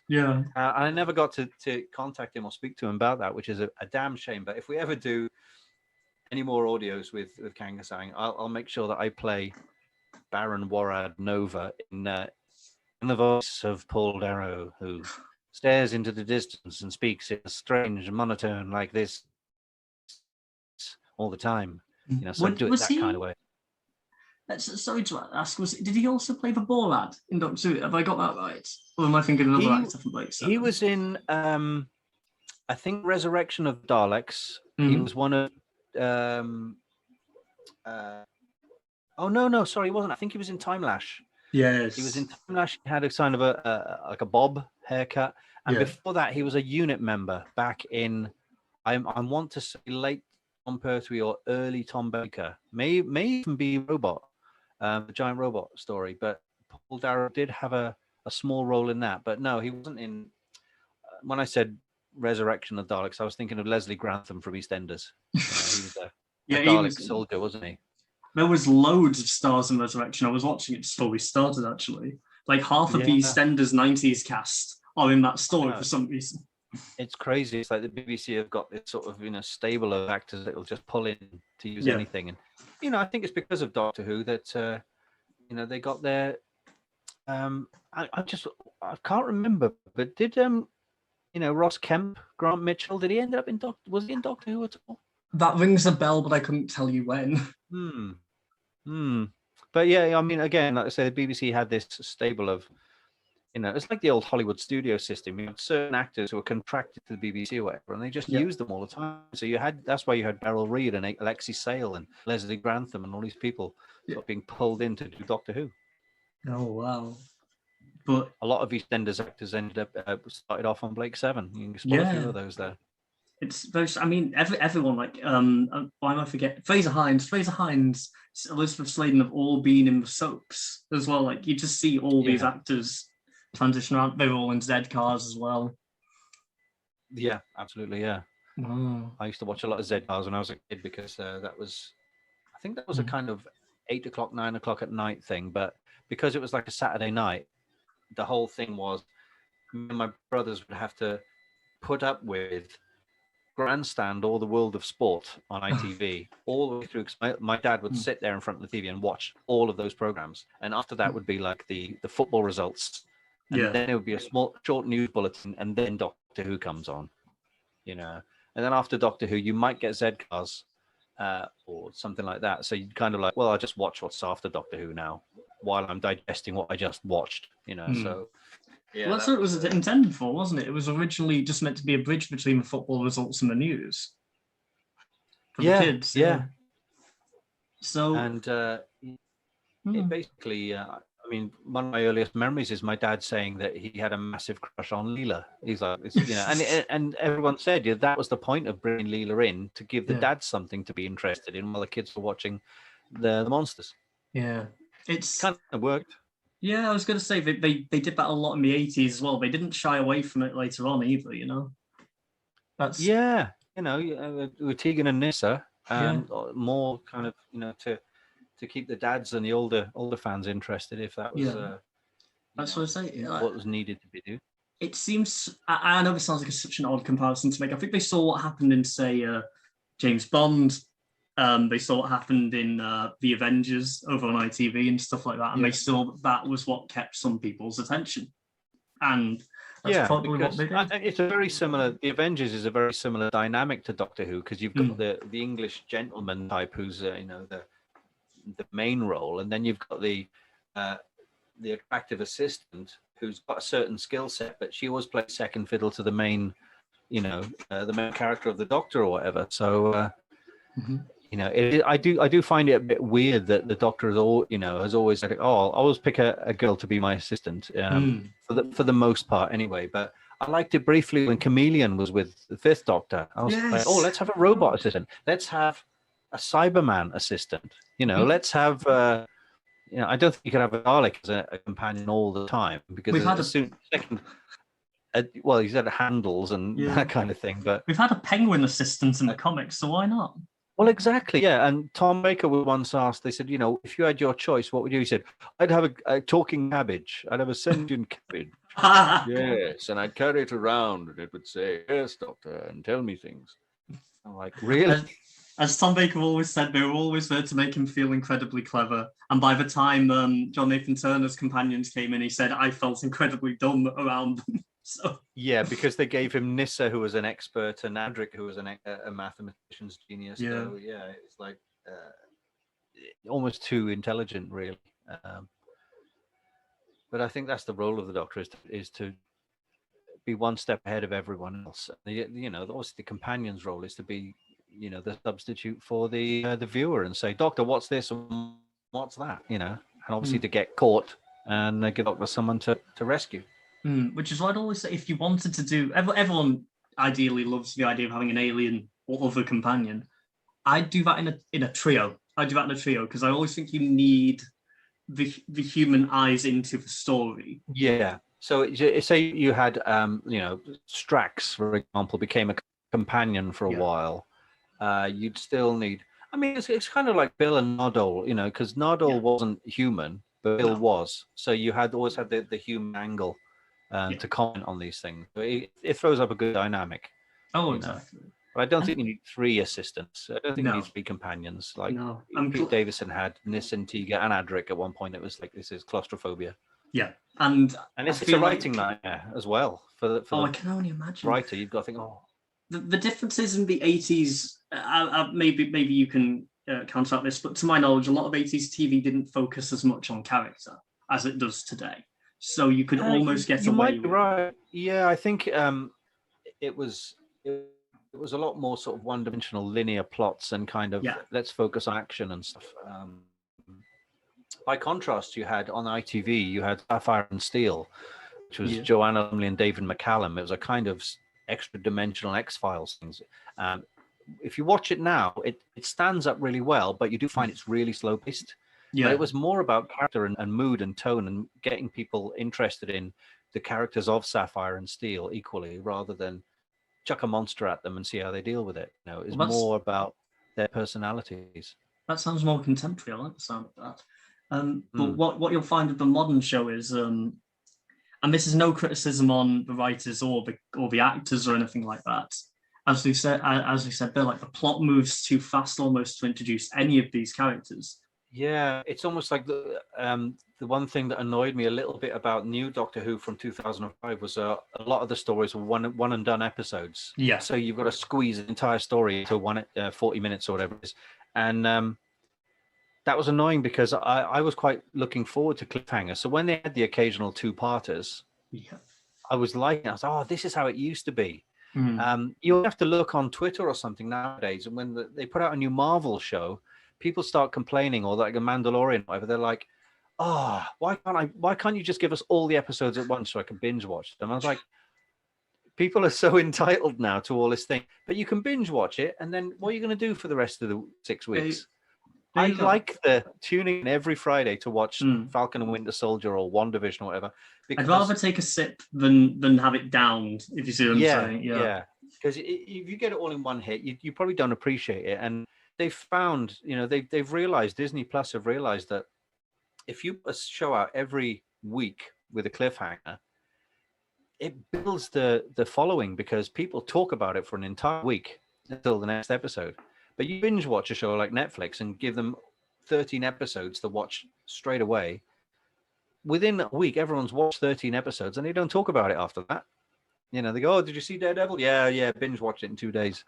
Yeah, that was a lot of the issues with things like Orange is the New Black. And then they changed this on the Netflix model. They realized that they'd created a monster and changed it back to weekly releases. Yeah.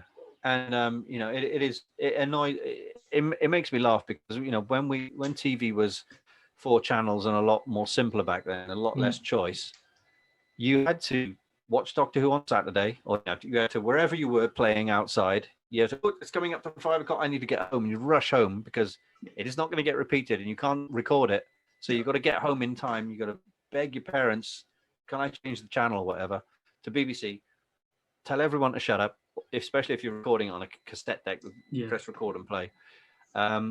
Watch Doctor Who and then talk about it in school for an entire week until the next Saturday, and then it starts all over again. And that's how Doctor Who got such a passionate following. Yeah, people would keep talking about it, and even through the wilderness years, it's stuck with people. That I can only relate to on a small. So the first 5 years of my Doctor Who fandom, I became a fan in something like 2004. I'm told I was about 5 years old. So I'd be shown VHSs of Peter Davison's era. And then the show was on TV. I was very happy. But that was pre-internet, and it was the talk of the playground during David Tennant's time. And that did exist again for a few years until I'd say around 2011, maybe. Right. Yeah. I always found that if anyone would ask me who my favorite Doctor was, you can kind of judge someone's age by who their favorite Doctor is, and I would always say Tom Baker. But hand on heart, I would say it's a tie between Tom Baker and David Tennant now. Yeah. Because even David Tennant's not so good episodes were still amazing. They were still like little movies every week. There was something very big and epic. And when Matt Smith took over, it felt different. It was okay. Yeah. But it felt more like a TV show than a movie every week. Yeah. You know what I mean? I don't know what it was, whether it was Stephen Moffat's, direction or whatever, the way he took it. But I preferred David Tennant. He is growing up. It was Matt Smith for me. Like, I'd lived through Eccleston too. I'd lived through Tennant, and I loved the quality consistently through Tennant's era is better than any other era in the show's history, in my opinion. Yeah, that's kind of what I was saying. And I mean, I wasn't in love with Christopher Eccleston when I watched it. Pollock, I really liked. I thought that's the best bit of TV that's been on for a long time, because it was a lot more serious. There was less comedy and stuff in it. And only when he got to the very end, when he started to regenerate, I went, I was actually getting used to Eccleston then. Yeah. But no, to begin with, I wasn't too fussed on how he was playing it, with the comedy and hello and all this kind of stuff. I was like, really? Yeah. I feel like that series 1 and 2 feel a lot like contemporary TV. I feel like after series 2, it becomes more recognizably sci-fi mix. Yeah, I think so. I think it's like a lot of shows. I've noticed this with the Star Wars animated shows like Clone Wars and Rebels and that. They start off very different to how they end, and I think it's because they got to be a bit more careful to try and introduce it to people. And then once they find a footing, they can change it into something a bit more serious. The Clone Wars, for example, and Star Wars Rebels both started off very kid-friendly. Yeah. But they got darker as it went along once they got the audience in. Exactly that. With Rebels, I do feel like I'm not all the way done with it yet. I do feel like it feels quite dumbed down compared to most of the years of Clone Wars. Yeah, totally. Clone Wars was a lot more sort of grown up, and Rebels was like a stage younger. I mean, it did get better as it went along, but then I tried to watch Star Wars Resistance, which was set for an even younger age group. Yeah. And I must have watched 10 episodes hoping it would get better, and it kind of didn't. I was like, oh, it's horrible. Their lead character is completely accident prone and should not be trusted with the Rebels' secrets, but every week he's bumping into things and dropping important things, and it was like, really? Yeah. It was horrible. That sounds like something I'd have loved as a kid, but that would be a tedium to watch now. Yeah, there was a lot of slapstick in it, and why Poe Dameron would entrust this accident-prone kid who's clumsy and gets caught by the stormtroopers every 2 minutes with the fate of the rebellion is completely beyond me, because it's like that's it for me. Like, I feel to very briefly continue on Star Wars. Like, I feel like Disney are finally getting the hang of it. They've had the license for nearly 10 years, and they're starting to get into their zone now. Yeah, I think it was because of obviously the success of The Mandalorian. They just managed to find the right end of Dave Filoni, who would learn the ropes of Star Wars through Clone Wars and Rebels and everything else, and then that translated to live action via Jon Favreau, who had sort of learned how to do action and live action stuff via Marvel. So that it's a good kind of combination to have those two together. Filoni being the Star Wars expert and Favreau being the live action fantasy, movie making. Well, if you look at it, he's responsible for not directly, and it's not all his fault, but he was the first one to strike hard with Marvel. Yeah. It was a risk. I watched a retrospective recently about the making of Iron Man, and everyone was saying at the time, it's like we've got a small a small office here in the Disney building. There's about 20 of us working on it. We've got no idea if it's going to be any good. Everything's a risk. We're doing things we could do. We've cast Robert Downey Jr. and everyone thinks he's a write-off. Yeah, That's going to be like a biggest mistake. And luckily, everything came together at the right time. Iron Man wasn't even a very popular character. Most people wouldn't know who he was before the movie. no, exactly. He was like a C-list character because they didn't have the rights for Captain America or Spider-Man, so they had to use whatever they could. And the biggest character they had at the time was Iron Man. Yeah. So luckily, it worked. If I remember rightly, so this is me growing up. Spider-Man was wonderful. I knew who Iron Man was because he was in the 90s show, and him and War Machine. And I thought War Machine was the hero of the two. Like that's what I thought growing up, And they what Marvel have done right is they found smaller characters and made them bigger. I think they've done quite a good job of that. A lot of that is I think they've been forced to. Yeah. If, for example, again, if Terry Nation said no, we decided you can't use the Daleks, Russell T Davies would have gone with the Toclafane or whatever, and he would have had to. Well, you move within your own parameters. If you're not allowed to use Daleks and Cybermen, then you make the best of what you've got. So Marvel didn't have the rights to Captain America, the Hulk, Fantastic Four, X-Men. So they said, well, what else can we use? And we've got Iron Man, we've got Blade, we've got very little else. Everything else, all their big characters were licensed out to different studios, and to a certain extent, the Hulk. They've only just got Daredevil back, but the Hulk is still with Universal, and Spider-Man is still shared with Sony. So they're not Marvel properties just yet. That's the strange thing as well. They've been able to build up this empire, but there's still people willing to say no to them. Yeah.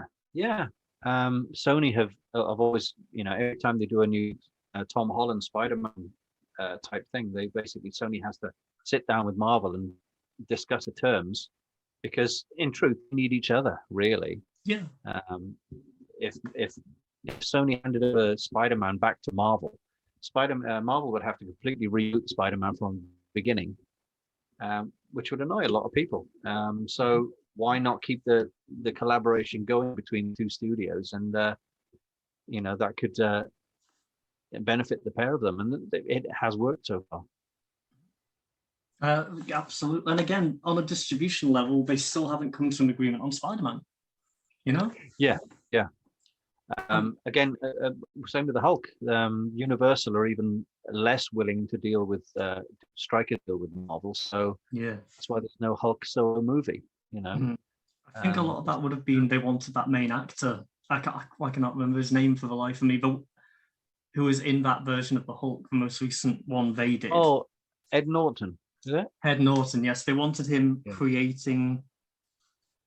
They wanted him to have a creative role as the Hulk. That's how much he liked the movie. Going forward, he wanted to write for future Hulk movies. That's right, yeah. And for whatever reason, Marvel weren't willing to do that. Yeah, so they had to recast for the Avengers really quickly. And Mark Ruffalo's done a good job. Fair play to it. Yeah. But it's weird that the Ed Norton Hulk movie is seen as part of the MCU. Yeah. It's because Robert Downey Jr. makes a cameo at the end, and the previous Hulk film, the Eric Bana one, is not part of the MCU. It's a complete standalone Universal movie. And that wasn't even that long before, was it? Was that 2001? No. Everyone thought the Ed Norton one was a sequel to the Ang Lee film, and it kind of was. You could kind of see it as that, but in the in-universe explanation is it's not. It's nothing to do with it. So very strange. What was they also shot themselves in the foot with this because they actually brought over characters who were in that movie. I can't remember what the commander's called, the grey-haired commander. Yes, you've got General Thunderbolt Ross. Yes. And obviously Betty's another character, which played by Liv Tyler in the Ed Norton film. And then it was the actress whose name completely escapes me from Cyberon. Yeah. She was in the original. Yeah. Names name's not coming to me, but they've made an active choice to make that part of the chronology. Yeah, yeah. So it does confuse people. Audiences who are not major geeks or whatever would be going, I don't know what's going on with this now. Is this before this? Yeah. When Rogue One came out, people didn't know Rogue One sat in the Star Wars. They're like, well, how come the Death Star's back? How come Grand Moff Tarkin's back? I thought he died in, people can't work out where it's set, so it's confusing. Doctor Who does that as well. Oh, no, of course. Like, say, with shows, a lot of shows like that, movies like that, they do things assuming that the fan base know things already. And sometimes that's a good thing, and sometimes that can alienate your audience. Yeah. It's like the Solo movie. Even though I think that's quite well done, I think a lot of people went into it having questions that weren't answered, about Han Solo. Yeah. Such an... Again, like I said, I think Disney now have a hand on it. I think that it is moving in the right direction, but there's been a lot of teething problems. Yeah.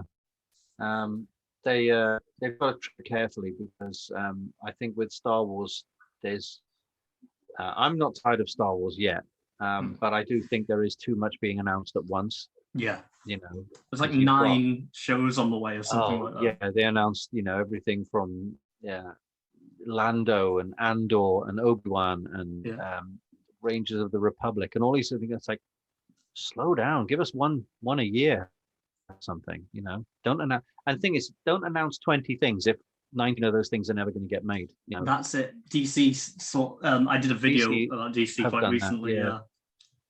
They announced they announced Black Adam like 10 years ago, and only now they've started on it. So the Flash was on and off like nobody's business. So it's announcing so much stuff. There's so much going on in the geek world, I guess. Yeah, totally. At the minute, it's wonderful. But no, final thing. I don't know how in the loop you are with current Doctor Who, like what's going on with next season and what have you. There seems to be no plans for the Cybermen, but they do seem to be bringing the Sontarans back, which is a wonderful idea. Oh, right. No, I haven't heard very much about the next season at all, so I'm not sure what they're doing with it. Obviously, I know that Graham and Ryan are leaving. Yeah. But again, I don't know anything about the creatures or anything that's happening, any episodes. Oh, I think the Jodie Whittaker episodes, the Jodie Whittaker era so far hasn't impressed me very much.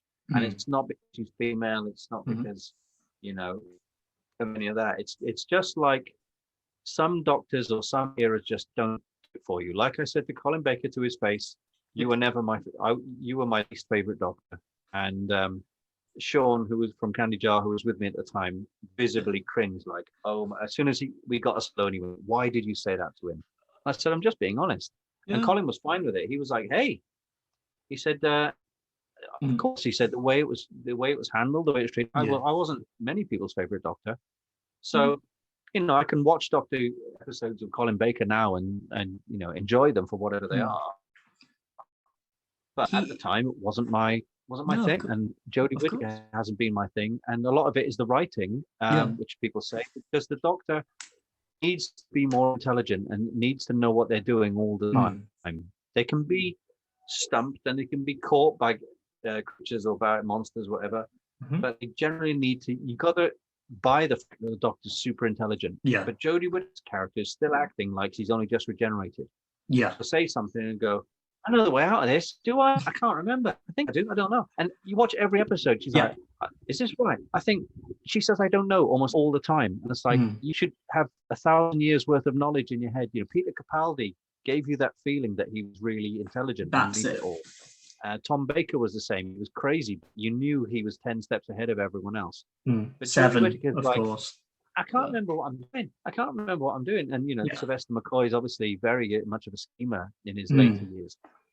Which is what I was hoping for with Jodie. I was hoping that this would be a front type thing. And then on the odd occasion, we get these moments. I think you can play the Doctor any way you want, as long as there are hints of what you know about the Doctor in it. Yeah. So I think... You take what's gone before, and do stuff with it. You know, people were comparing Matt Smith to Patrick Troughton, which isn't a bad thing. Yeah. You know, his thing was like an old man in a young man's body kind of thing. Yeah. But Eccleston did completely his own take. You know, completely different thing. But I think that was just to update Doctor Who for the 2000s onwards.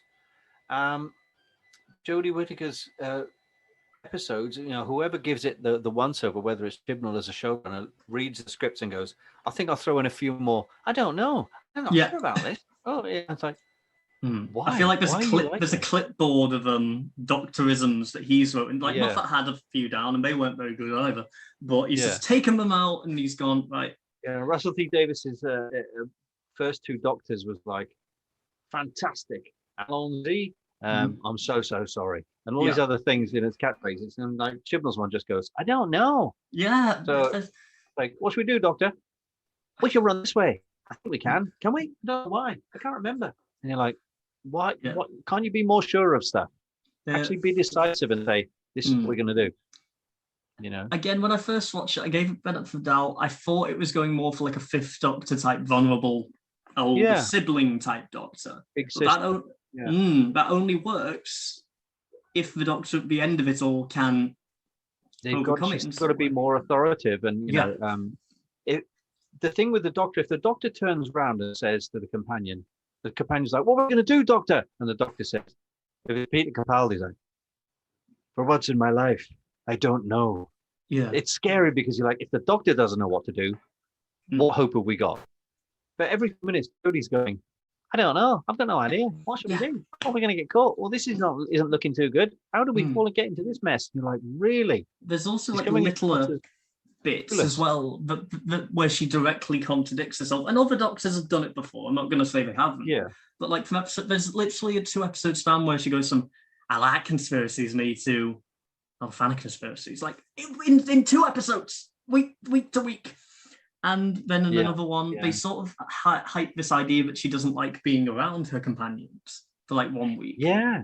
Yeah, there was a coldness that people picked up on. Yeah. You know, even when Graham did some speech about, I think he said his cancer's come back or something. Yeah. And she went, oh, I'm feeling a bit awkward about that. I don't know how to deal with it. And she just walked away kind of thing and left him to it. There was no empathy there at all, and no sympathy. And that didn't go down well for her. You know, the Doctor shouldn't be like Peter Capaldi was, you know, abrasive and horrible for most of his episodes, but he was like, always be kind. You know, that was not very kind of Jodie to go, oh, I'm feeling a bit awkward about this. I don't know how to think about it. Never mind, eh? You know, okay. And then you take, how do I say it? You take something. I like to think that the Doctor's personalities, regeneration, do complement each other. So I think 5 and 6, let's say, complement each other in a way. Yeah. Where there's a sort of arc as to why 6 is the way he is, and then why 7's the way he is. I don't think there's one between 12 and 13. I don't think that's... No, there's no real connection, is there? No. There's no kind of connection between the previous to what Jodie's has become. So, yeah, it's very strange. And again, it's not Jodie Whittaker's fault as an actress. She's got to read the words delivered to her on the script. And her script says, I've no idea every 2 minutes. And she's got to say that and play it the best she can. So exactly that. It needs to be changed, you know. But again, I think this is her last series coming up, isn't it? So she's done it 3 years. My biggest fear, personally, is that this gives a lot of people ammunition to say the Doctor can only be one thing from now until forever. If you see what I'm saying. I think this gives people the ammunition they're looking for. Yeah, I mean, they could, if they do decide to say, well, look, it wasn't a mistake to regenerate the Doctor into a woman, then they need to recast, regenerate Jodie into another female actress and show that they can make it work. Yeah. And make her more likable or whatever. Make her like, dare I say it, more like River Song would have been. More like, you know, Missy took the role of the Master and made it her own completely. You know, no one said, oh, the Master's ruined, now it's Missy. Yeah. Because Missy was fantastic, you know. That's exactly Michelle Gomez has bags of ideas, and she's mad as a box of frogs. So yeah, you know, totally. Even But on like a smaller level, I know it was a parody, but Joanna Lumley as the Doctor always sounded oh, interesting back she in the was day. brilliant in Yeah, the comic relief thing. I mean, her and Hugh Grant. Hugh Grant had a tiny little role. I've always wanted to see Hugh Grant as a Doctor, and he said he'd like to do it, but at the time, I think he'd want to do it because he was, doing his movie career. yeah, But yeah, I mean, Joanna Lumley would have been perfect for it, especially a few years ago. Because if you watch Sapphire and Steel, both characters, Sapphire and Steel, are playing it like they're both Time Lords. They're both yeah. very intelligent.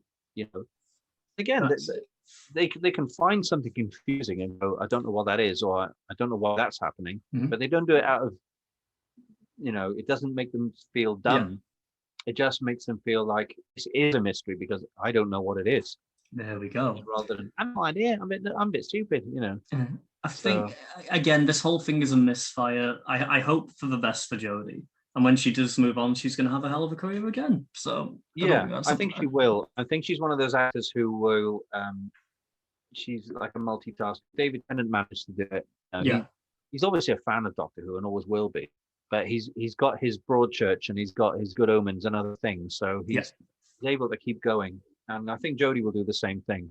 absolutely. She will be able to leave Doctor Who behind and be in other films and TV Mm. without too much trouble because she's an all rounder. Same with Peter Capaldi, to be honest. I think. Exactly. It took him a bit longer because obviously, when he started making movies again, the pandemic happened. But now his film career is starting up again, and that's fantastic. Yeah. Well, because of the pandemic, David Tennant's been grabbed by Big Finish to do loads and loads of stuff with them. So it works for some and it does work for others. Exactly. Names out there now for next Doctor? Would we dare to venture any guesses? Do you reckon?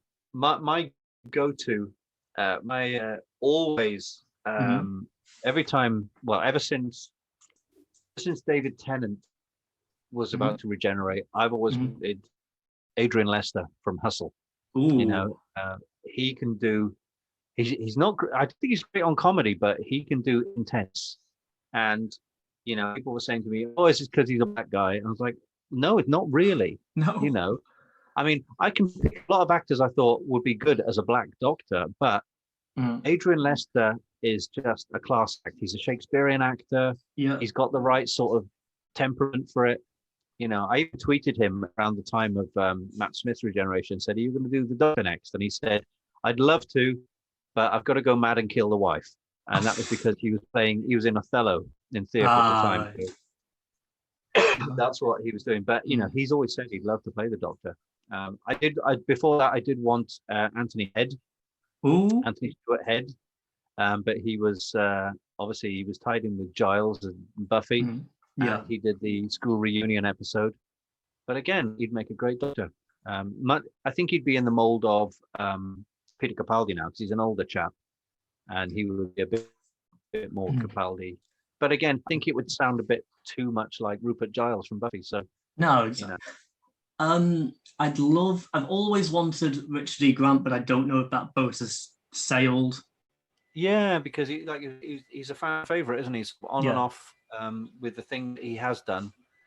I don't know what his latest say on it, but I'd like to do something completely that shakes it up, like he goes back to being Paul McGann, and let's have a full series of Paul McGann. Yes, that would be wonderful. I think you could do that as a sideshow anyway, and I don't think there's any excuse. It could be, the McGann Doctor episodes could be picked up there. Some expounding on some of the stuff that Big Finish are doing with him now. He doesn't have to go back to looking like he did with wig and everything in the TV movie. No. He can be, with his short hair and his jacket and everything. Yeah. Why not? No, again, other names that sort of pop out to me, Patterson Joseph, he played Johnson in Peep Show. Oh, yeah, he's got that very serious, because he was in Neverwhere. I remember Neil Gaiman Neverwhere, he was in that, and he comes across as very scary, so he could do the intensity, I don't think you should cast a Doctor that necessarily has comedy chops. I mean, work with Sylvester McCoy, because they cast him to be a clown, but they realized he can act underneath all of that. And they made him darker as he went along. And as soon as he got darker, people liked him more. Especially the fans liked him more as a scheming, Davros, I'm so much more than just a Time Lord. That was good. There's his little rolling the R's. Yes. And someone like, if they cast an actor who's dramatic, like they did with Christopher Eccleston, that should be, Doctor should be serious most of the time. I think you can't have a clown constantly all the way through. Exactly. Even Patrick Troughton wasn't running around all the time. Neither was Tom Baker. No. When it got serious, you were behind the sofa during Tom Baker stories. Like again, some of my favorite Tom Baker stuff happened in his final season when he was sort of stripped away from the comedy, and we got to see a bit more of how a serious Fourth Doctor would be. But the other one, because I like to throw a few names out there, and she's been in the show before, but Saran Jones will be a lovely one from an aesthetic point of view. Yeah. I think she's got a lot of potential for a Doctor. Somebody said to me before Jodie was cast, somebody said, well, any ideas for female doctors? And so, well, without going to the usual Joanna Lumleys and stuff, I thought Catherine Parkinson from the It Crowd. Yes. Now, she could easily play the master or the female master and stuff, because she does have comedy chops. But I've seen her in serious things like Humans, and I thought she could make a good Doctor. And she can pull across the potential to be very, very dramatic, but also she could be funny when she needs to be. So I thought someone like her. Yeah, I think that would work very well. I think we're going into the next year of the show now and seeing how many good British talent there is out there. It's always exciting, and it's always they may go even younger with it. They have to go back to a male Doctor for whatever reason. Thing is, I think they're kind of a bit stymied now. They're a bit stuck, because if they cast another female Doctor, people will say they're forcing an agenda.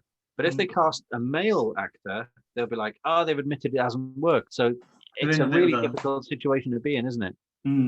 If we want to go young, I cannot remember the actor's name for the life of me. I might quickly Google it, but there's a show on ITV called Shakespeare, and will come to me, like it's a detective show.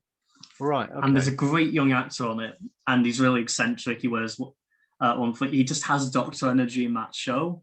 But the problem is he's only about 21, 22. Wow. But it may be in a few years' time. I mean, how old was Matt Smith the youngest Doctor? He was 25, I think. At his time? 25 he was, wasn't he? Wow. So, and that was roughly, I think Peter Davison was the youngest of Classic Who, I think, wasn't he? He was about 28, 29, Yeah. But he was a household name because of All Creatures Great and Small before that. Yeah. And he really wanted a part in Hitchhiker's Guide to the Galaxy, but BBC didn't want to show his face, so they got him made up as the dish of the day. So he was this, because his wife Sandra Dickinson was in Hitchhikers as Trillian. So Peter Davison was under heavy makeup doing a West Country accent, and nobody realized who it was. Wow. But there's a great photo of him wearing the entire cow outfit without the head, and you can see that was Peter Davison. That's incredible. A year later, but he put on his voice, and there's one bit he touches Arthur Dent on the shoulder and goes, "Could I urge you, sir, to consider my liver? He must be ripe and tender by now, as I've been force feeding myself for months." But it doesn't sound like Peter Davison. You're like, it's just some horrible cow saying, "Eat me," But the truth was, they didn't want to reveal him there because the same year that he was going to be the Doctor. So that does make a lot of sense. But no, that's another thing about that period. Can you imagine being told that you're going to take over from Tom Baker? Can you imagine having that pressure? I think imagine the pressure of taking over from any Doctor, but Tom Baker was obviously the longest running and the most popular at the time, and to a certain extent still is the most iconic Doctor. But it's like being asked to take over the next James Bond or whatever. You're like, oh my goodness, what do I do? How do I make this my own? I recently watched a YouTube video about that horrible movie, The Son of the Mask, which was a kind of a sequel to The Mask. And the guy who was cast to play the lead role, he said, how can I top what Jim Carrey did? Yeah. And he was reassured that it would be a different take on it, and that he's not really the mask, it's the baby who becomes the mask, etc. And he was assured that it was all going to be a different spin on it, like a new James Bond, but people weren't up for it. It was a bit of a mess anyway, the film, but Jim Carrey's version of the mask was too memorable to do it justice. So you got to think obviously it died a death really quickly. You got to think how many years it took for people to touch the Joker again, let's say, after Heath Ledger did it in live action, Ledger. And even then, Heath Ledger had that same problem, thinking, how can I top what Jack Nicholson did? So there was always that. It's the same with the Batmans. They've got to go, how do I top what came before? Unless, of course, you came after George Clooney. But then it's like, if you got the phone call tomorrow from the BBC saying, congratulations, you're the showrunner, you'd be like, right. You look back at previous showrunners and go, who am I going to, how am I going to equal or top what Russell and Chibnall and Moffat did?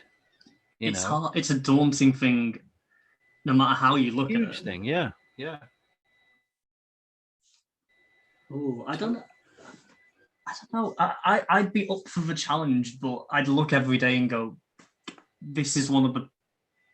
Moffat at one point was probably considered one of the most prolific writers in Britain, because when he had Sherlock and all that on the go. You look at Chibnall, he made Broadchurch. You look at Russell T Davies, outside of it, he had Casanova. These aren't people who were just successful in Doctor Who, Exactly, yeah. They have a track record, and they were, they were confident enough to take it on. And I think with someone like Russell T Davies, obviously he's a huge Doctor Who fan beforehand, probably more so than Stephen Moffat and that. But he had no fear, because that's the thing he really wanted to do. So and he managed to do it. Man. Now, again, to wrap all this up, it has been wonderful talking to you. You've given me so much more time than I expected. Thank you. That's all right. Great. Yeah, no, it's been great. Like I say, revisiting the past, the present, and the future. And every time I have a conversation with anyone about Doctor Who, it goes on and on and on, because you end up talking about your entire scope and thoughts about Doctor Who. Oh, absolutely love it. I'll give you a chance. Is there anything you want to plug? Anything you've got coming up that you want to promote at the minute? Only two things to mind at the moment. Sure. I've just finished writing and illustrating my first children's book, because I have working for Candy Jar from the beginning. I'm one of their regular illustrators, and I must have done about 50 children's books for them now, for different authors. And I thought it's about time I did my own.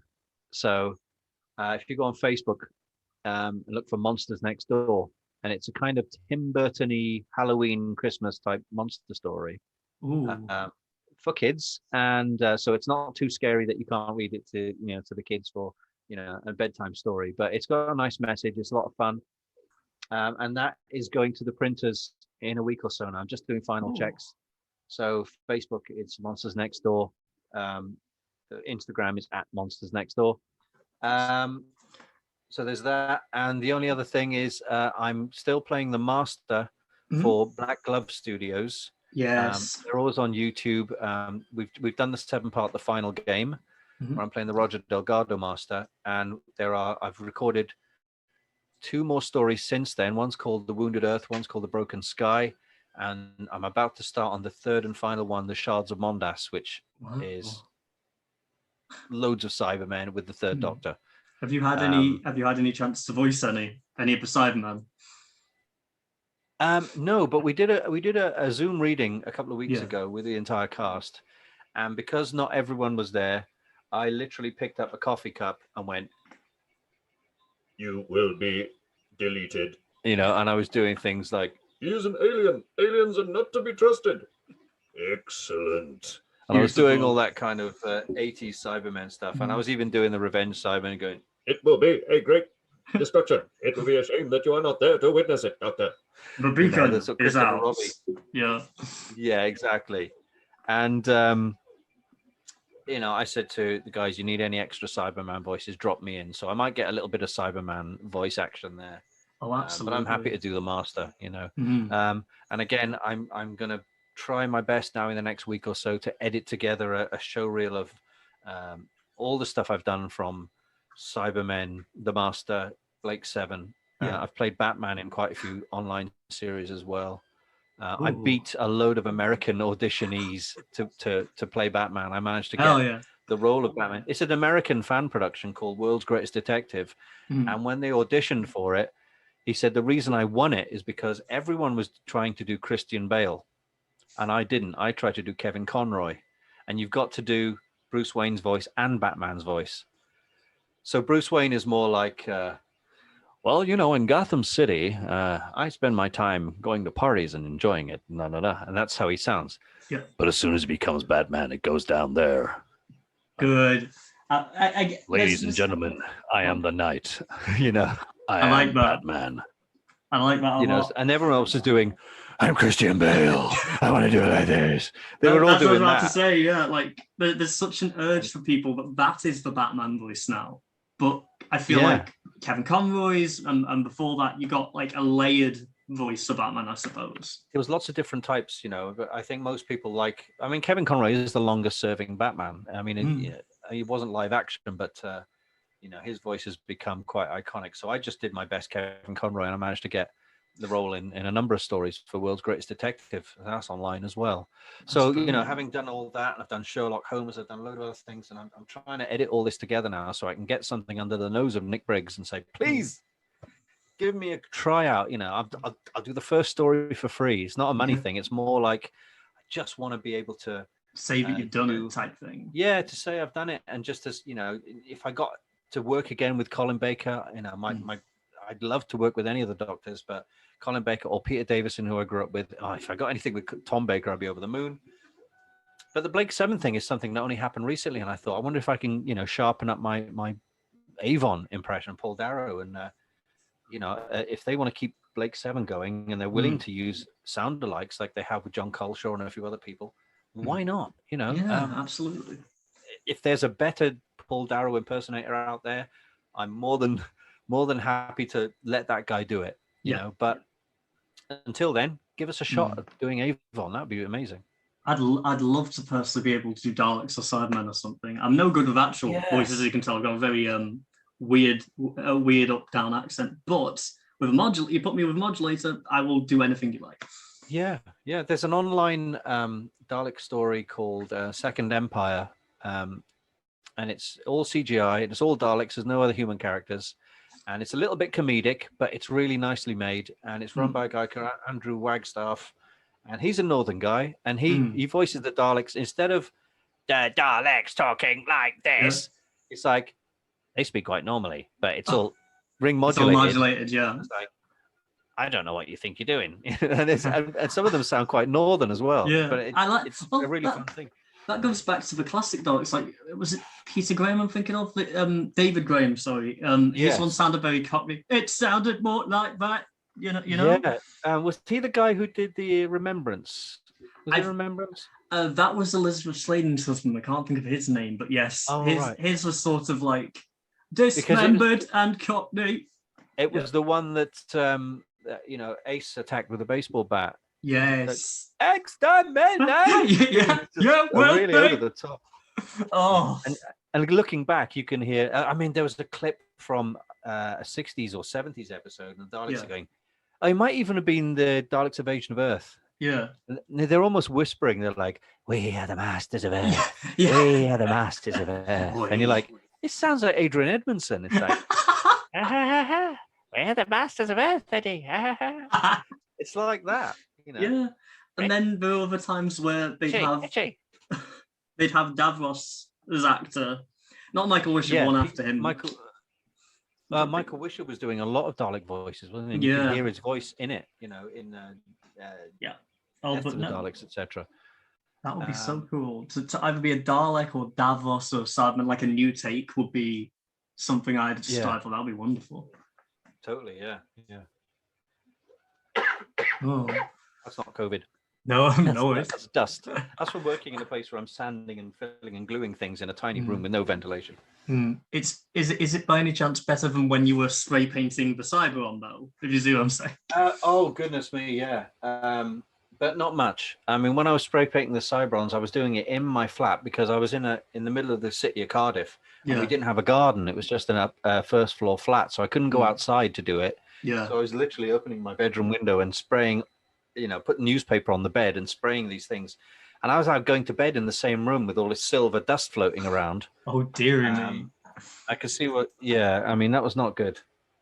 So now I'm in a place where I've got a back garden. I can go out there when the weather's half decent and do Oh, and I've got this sort of rubber you got a mask to go with it respirator now. as well. Good. Oh goodness me! Those little white paper ones don't cut it with spray No. paint. If you can smell the paint, it's going into your lungs. Yeah. But if you've got one of those tight rubber SAS style ones, you can't smell the paint. You can't smell the filler, which means it's not getting into your lungs. Wow. You live and learn. Yeah. Again, glad to be moving on up from from the fumes, but I will leave it there for the time being. This has been absolutely wonderful. Thank you again for taking so much time for us. This has been great.